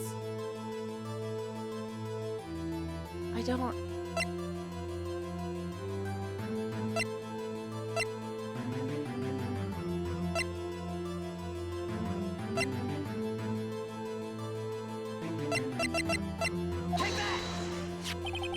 This is my evidence. The murder weapon? Something about this pistol was bothering me, Your Honor. Both of the witnesses who testified yesterday heard 2 gunshots. However, the murder weapon was fired 3 times. When, then, was the last shot fired? Only now have I realized the truth. That 3rd shot was the shot Larry heard just before midnight. Order! Order! That would make sense of the evidence we've seen so far. However, this leaves me wondering exactly what did happen that night on the lake. Exactly. If this is true, there were 2 sets of gunshots separated by 25 minutes. One at 11:50, another at 15 minutes after midnight. Why, I ask you, why? Uh-oh, I'd better think of something quick. Wait a second.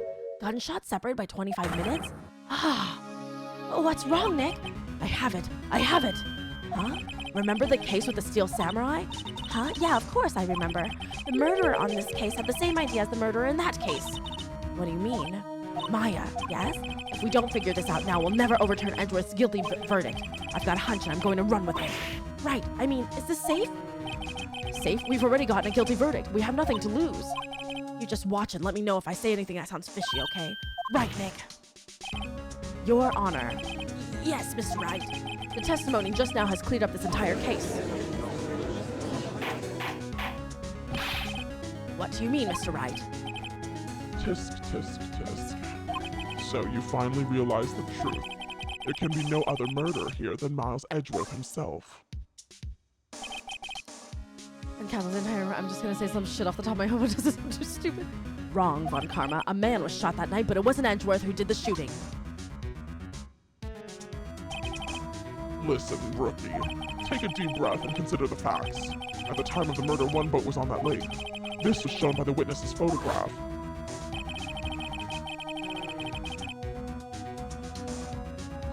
The defendant, Edgeworth, and the victim, Robert Hammond, were on that boat.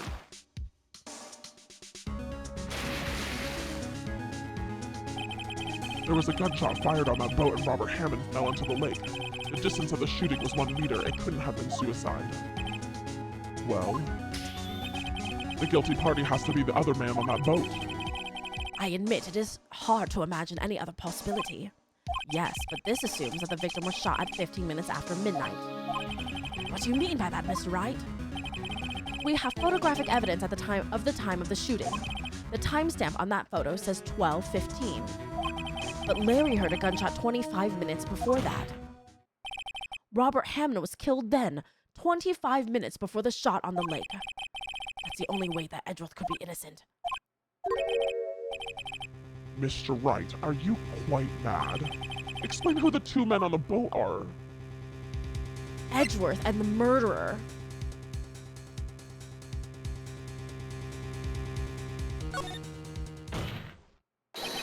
Of course, it was Edgeworth and the murderer. I got it right! After the murderer killed Robert Hammond at 11:50, he assumed the guise of Mr. Hammond and met Edgeworth. I know how did it. The person with the gun is guilty. What? Are you serious? Yes. Edgeworth won't tell us why he went to the lake that night. However, I have a hunch. That night, Robert Hammond called Edgeworth to the lake. Now, Edgeworth didn't know Robert Hammond's face that well. That's why he didn't suspect anything when the murderer took Robert Hammond's place. I'm not sure what to make of all of this. Ludicrous. Mr. Wright. Tell us the name of the murderer, then. The murderer's name? Right, it's... I don't know. I don't know. Maybe it's Von Karma. Why isn't Von Karma an option? Actually, I don't know the murderer's name. You don't know? Bah, again you waste my time. I don't know because he never told us. The murderer is the caretaker of the boat shop, that old man. At 11:50, he was the one who killed Robert Hammond. The caretaker of the boat shop? Where did he do this? There weren't any boats on the lake then. Why would he have to go all the way out on the lake just to shoot someone? May I suggest that the real scene of the crime was not on a boat? What? Well then, where did the murder take place? Show the judge where the murder really took place.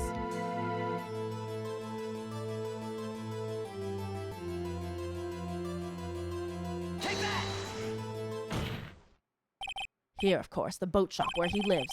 That way he could meet with the victim without anyone seeing.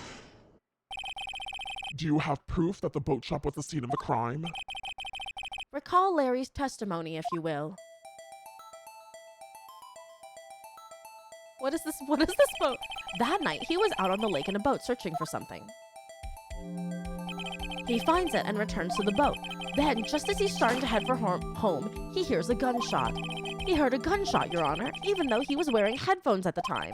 In other words, the gunshot was very, very close by. And where would that be if he had just returned a boat? The boat shop. Larry's boat just like... Mr. Wright, what happened that night on Gourd Lake? Please tell the court from the beginning. Yes, Your Honor. Nick, are you sure about this? Not really, but I think if I start at the very beginning and I take it slow, I might just be able to figure this out. That night, the caretaker of the boat shop called Robert Hammond to his shop.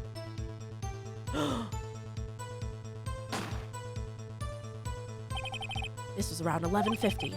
That was when the gunshot that Larry heard was fired. After that, the caretaker put on Robert Hammond's coat. He became Robert Hammond. Then he got in the boat with Edgeworth and went out into the middle of the lake. Then who fired the pistol on the boat, Mr. Wright? The boat shop caretaker. Of course, it was the murderer who shot the pistol. He shot twice. Both missed Edgeworth on purpose. Wait a minute. Yes? Why would he shoot twice if he didn't mean to hit anyone? Details. No. Know this, Mr. Wright. The moment you run out of explanations is the moment you lose. Tell us why the murderer had to fire twice. To create a witness. I believe he shot twice to create a witness, Your Honor. Create a witness? The murderer lifts his pistol and fires one shot and ensures that anyone who heard the shot would look at the lake. Indeed, Miss Hart did exactly that after hearing the first gunshot. Next, the murderer waits a bit and fires again. Then... the murderer jumps from the boat himself, leaving the pistol in the boat behind him. I see. To someone looking from the edge of the lake, it would appear that one of the men on the boat had shot the other. The murderer didn't know about the automatic camera, of course. That's why he shot twice to draw the attention to the boat. Once you realize that, everything else falls into place. The boat shop caretaker swam back to his shop. Then he put Mr. Hammond's wet coat back on the body and threw the body into the lake. This is what happened, Your Honor. These are the events that transpired that night on the Gourd Lake.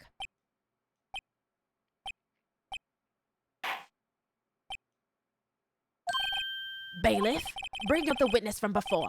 The boat shop caretaker, quickly. Oh my god.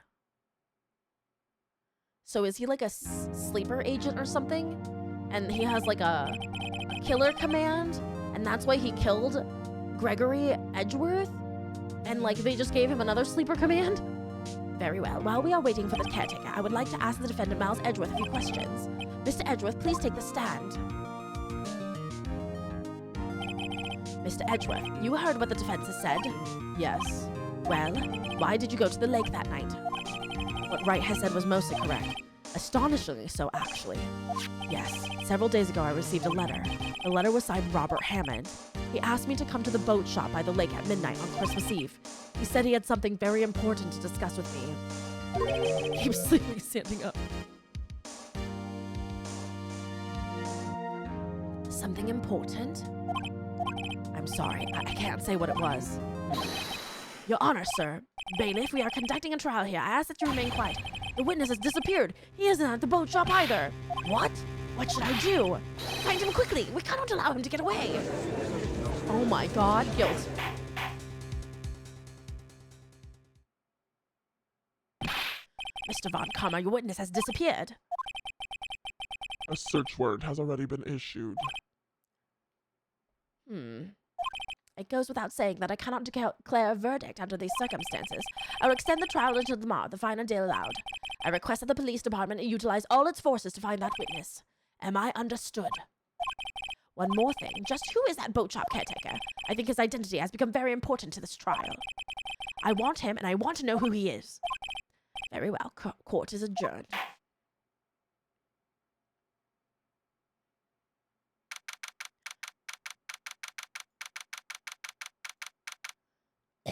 Just wanted some boba. Just wanted some. He probably went to go see if anybody ordered spaghetti. Yay, Nick, you did it! Yeah, well, at least we got out from under that guilty verdict. And what about Larry? That was something else! Even Von Karma didn't know what to do with his testimony. Larry really helped us out. Sure, once I sifted through his unique testimony. Still, he did save us. I just wish our cases weren't so down to the wire all the time. I know what you mean. Sometimes I feel like it's us on trial instead of our clients. Hey, Edgeworth? Mr. Edgeworth? Did you say something? Don't look so pained. I mean, it looks like you're probably going to get off the hook. You could try to smile just a little. Relax. I'm sorry, but I fear it's not over for me yet. What do you mean? Right, there's something that's been troubling me for a long time now, and I don't know whether or not to tell you. Edgeworth? This is where he confesses his love. Now, there's so little time left. I want to tell you to get it off my chest, but I can't make up my mind. What is this about, Edgeworth? It's a nightmare I've had. A memory of a crime that I committed. A crime you committed? A memory of a murder.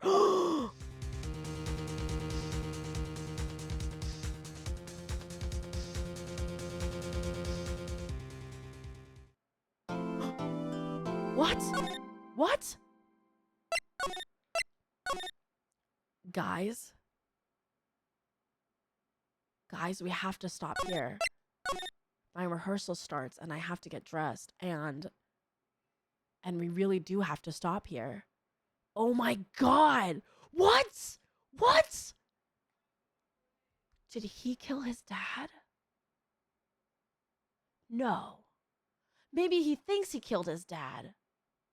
Oh, peace, y'all. Leaving it on crimes. What? What? Okay, well, thank you guys for joining me. We'll be back on Tuesday to finish this trial. See all of you lawyers next week. You did say you wanted to get through Larry's testimony. We really did get through Larry's testimony. I thought we were going to get to the end of the trial, actually, but I guess we always have to do 3-day court trials. Of course, naturally, of course. Thank you guys so heckin' much for being here. I adore you all to pieces. Remember, on Thursday, we're going to be doing our actual live live theater show. It's a digital theater show, you guys. It's really freaking cool. I think you guys are gonna really love it. It's happening on Thursday at 11 p.m. Eastern Standard Time, 8 p.m. Pacific Standard Time, 10 p.m. Central Standard Time. It's going to be really freaking cool. It's the importance of being earnest. We have music, we have sets, we have backdrops. It's going to be really cool. Please, please, please come check it out. I will make sure to announce when we go live I'll do like a half-hour pre-announcement of when we're going to go live, and then an announcement of when we do go live on Thursday. We're also going to be doing it on Saturday as well. So there'll be 2 showings. You can do 2 showings just like in real theater. There's going to be the first showing opening night, and then, kind of not a matinee, but like a Saturday showing as well. So definitely join us for those. I think it's going to be a lot of fun. I think you guys are going to really enjoy it. I think what Meadow has created here, along with all of us, obviously in collaboration, is extremely unique and so freaking cool. And I hope to see more of projects like this in the future. And I hope to be involved in more projects like this in the future. So please come check it out. I adore you guys to pieces so heckin' much. Tomorrow we have Discord community night. We're going to be watching Dungeon Meshi episodes 8 through whatever we can get through. Spooky is also hosting maps for Final Fantasy 14 in the Discord. Kuja is licking his little pawsies. What else? I think that's it. Friday, regular Final Fantasy 14 stream. Saturday, we're gonna do a short Jackbox stream leading into Yakuza because we left on a crazy cliffhanger there. Join the Discord if you want to watch Dungeon Meshi. Here's our raid command if you are subscribed, and our raid command if you are not subscribed. Flip those words around. I always do it backwards. Here's our so stinky crotch. And here's our raid commands. Those are my socials. I post on them pretty often. I'm gonna get the YouTube live soon. Kuja is starting to calm down and give me more afternoon time, so I'm starting to edit again. Hi, baby. Are you awake? All right, excellent. What if I want to watch Doctor Who? You can absolutely watch Doctor Who while vibing with us in the Discord, Paradox. All right, let's see where we can raid to tonight. Where can we bring the family while I go? We are gonna, oh my gosh, we're gonna raid. Oh, Torn. Let's raid. Oh, so Torn. Oh, there's so many good people online right now. I'm gonna raid. Ooh. We haven't raided Jeff in a hot minute. Let's raid Jeff. Jeff is playing Silent Hill Homecoming, which is a horror game. One of my favorite horror games is the Silent Hill series. I'm really excited about the remake, and we haven't raided Jeff in a hot minute. I adore you guys to pieces. Thank you so heckin' much for being here, and we'll see you on Friday. Good night, everybody. Or actually Thursday for the play. Take off your pants. I love it. Whoa! This is me. This is what I'm gonna look like 50 years from now. I was about to be mad. Me too. What the fuck? I'm crying about bees. Fuck you. Shit on him. Fuck you, mother shitter. What did he just hit me with? A piece of ass? Oh no, that's her butt. Don't look. Where are you? Any of the Jackbox streams? Tell me what you love most about me. Yeah. Oh.